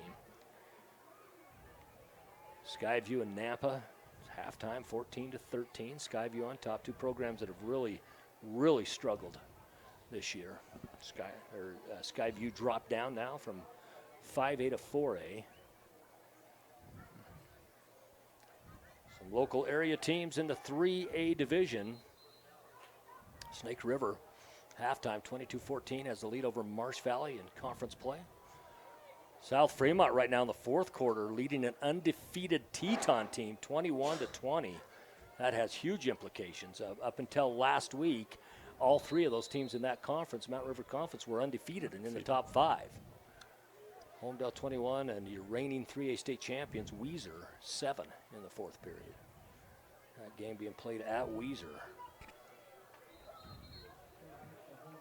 In the backfield, no gain on the play. Once again, it's Pierce. They bring him out on kind of a semi-sweep. Now inside 35 seconds. Don't think we're going to get another playoff. Got a player on the field fixing his shoes. They're going to get the clock running again. I don't think. Yeah, we're going to get a timeout. Timeout is going to be taken by Idaho Falls with 29 seconds left in the ball game, and a ball game that had a whole bunch more consistency, particularly in the second half from Shelley, than we did from Idaho Falls. Idaho Falls was the most consistent in the first half, moving the ball, just unable to get it in the end zone. And Shelley not near as consistent moving the ball, but had a couple big plays that broke open that they picked up touchdowns on. But then in the second half, there's no question the best halftime adjustments were made by the Russets.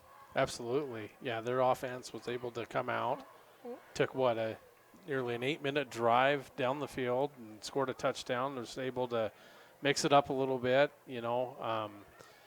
I'm still very impressed with their sophomore quarterback that's been able to take over, and, they kind of, I don't know, just kind of went to I think what probably looks like their strengths, just running the ball. But then they did have a nice couple of, that run game does set up those screen plays that they were able to score a big one on in the first half. But then, just keep the chains moving and keep the clock running the whole time, and most consistent over in the second half, definitely, for the Shelley Russets. So Shelley back to punt.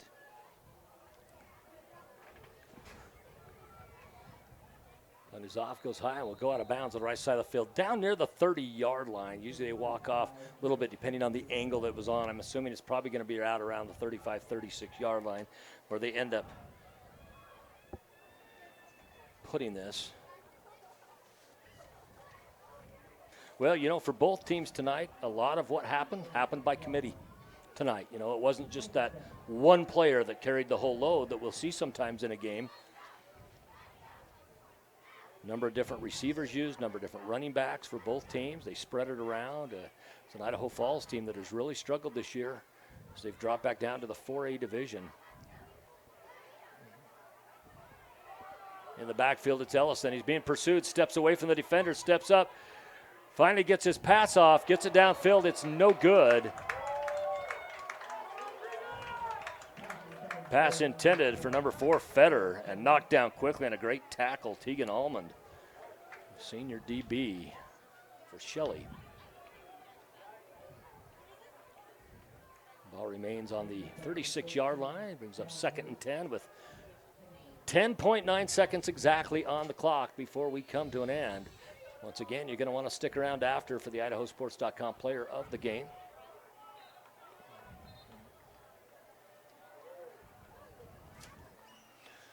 Carry out close. That most likely they'll restart the clock before the next play can get off. Most likely is Peter Lino. It's on that carry out near the first down marker. It stops long enough to reset the chains, what it does, but we've got an injured player down on the field. Hopefully nothing serious. It looked like maybe a cramp. You hate to get injured anytime, but there's a certain amount of sting that comes with 2.1 seconds remaining on the clock. And, oftentimes you see that happen, too, as a good starter in a game, that the game's already decided, and they maybe leave them in a little bit long and pick up an injury on something like that. The coaching staff and the trainers out there. Not sure who the athlete is that's down on the field.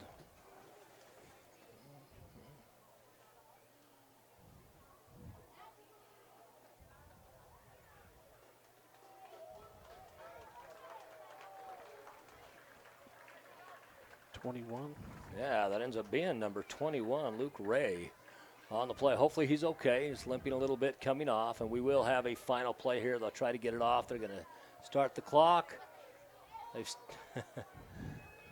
I thought he'd blown for it to start. We'll see it. Got to wait for the change to get set. And they do hike it. This will be our final play of the game, borrowing some kind of major penalty. Ellison throws it downfield deep, and it ends up being picked off, and then just needed down his 3rd pick of the night for C.J. Fielding. Fielding with 3 picks, this one coming on the last play of the ball game. And that might affect a little bit of our IdahoSports.com player of the game. Okay, so your final score tonight is 28-7 Shelley over Idaho Falls. We're going to get a word from some of our sponsors. We'll be back with post-game thoughts and, of course, your IdahoSports.com player of the game after this. Well, why should I take my kiddos to Ermac? Simply put, Ermac has the most experience taking care of kids. As a Level 2 trauma center, we are well equipped to take care of pediatric injury and illness. All Ermac ER nurses have high-level pediatric certifications, and that's just not common in all ERs. This expertise and experience is found only at Ermac. Wow, that's great. I had no idea. What is community? It's Friday Night Lights with laughter as post-game commentary. It's fun runs, fun rides. It's passing the boot for local heroes. And it's breaking ground for groundbreaking startups. This is what makes a community.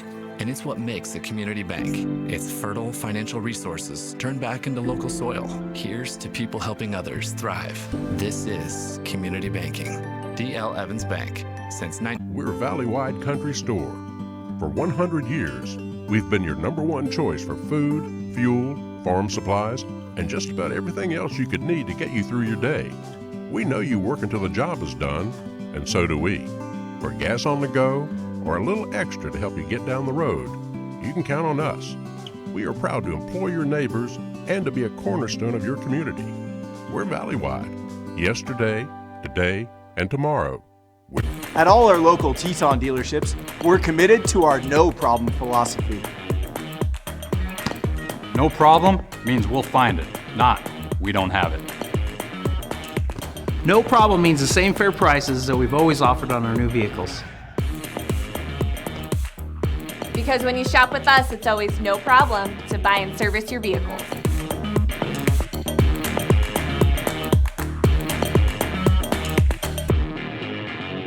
Well, can you tell me why Ermac has the backing of our community pediatricians?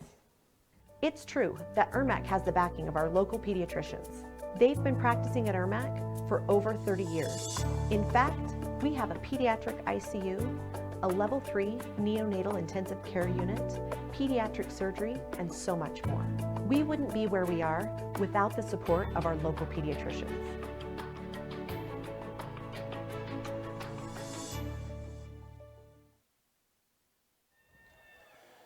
Welcome back as Shelley comes on the road and defeats Idaho Falls 28-7 right here from the beautiful Ravston Stadium with the brand new field and track, turf field this year. Wow, what a game. Lance Taylor along with Lynn Frank and Matt Kelly as we brought this to you here tonight. A game that really started out looking like Idaho Falls was going to have a little bit more of their way offensively as they were moving the ball on the field, but we just hit these stalls that were caused in part by them, in part by the defense of Shelley. And Shelley just, the two big plays in the first half to pick up scores on. Not a ton of movement other than that, but came out in the second half, made great adjustments, and just laid it down. Yeah, they obviously made some adjustments there at halftime that, they were able to maybe they were able to see that on film or something that they knew that they could get to in the second half, but IF just was not able to stop them. That initial drive coming out of halftime, they, ate up about 8 minutes of clock and went down and scored. The Shelley Ressets did. I was really impressed with that, with what they were able to do on offense, and then, and not to, disregard anything that Idaho Falls did, but yeah, they probably won the battle from the 30s to the 30. Yeah. Getting up and down the field, but just not being able to get in for the score. Even their touchdown was a big score, from out too. Well, so yeah, it certainly was. And the next point of business here, our IdahoSports.com player of the game. Of course, that brought to you by Ermac. And tonight it is C.J. Fielding with 3 interceptions. He got his third pick on the final play of the ball game, and that really sealed it up for him. We might have had to really think about who we were going to give that to leading up to that point. But as we get it, it's C.J. Fielding with his third interception. Very, very good game tonight by Fielding. This has been an IdahoSports.com GameStreams production of the East Idaho Game Night presented by Teton Auto Group and D.L. Evans Bank. Brought to you in part also by our major advertising partners, Project Filter, Valley-wide Cooperative, the Idaho Transportation Department, the Idaho Department of Health and Welfare, and Next Steps Idaho, as well as your local Toyota dealer. Also, the broadcast was brought to you and made possible in part by Alta Insurance and Cox's Honey. They were our local advertisers tonight. Special thanks to the athletic director and everybody else here behind the scenes for their hospitality at Idaho Falls High School. And once again, congratulations to C.J. Fielding, our IdahoSports.com player of the game with 3 interceptions tonight. Thanks again for joining us as the Shelley Russets defeat the Idaho Falls Tigers right here in Rafston Stadium by a score of 28-7. For my broadcast partners, Lynn Frank and Matt Kelly, I'm Lance Taylor saying good night.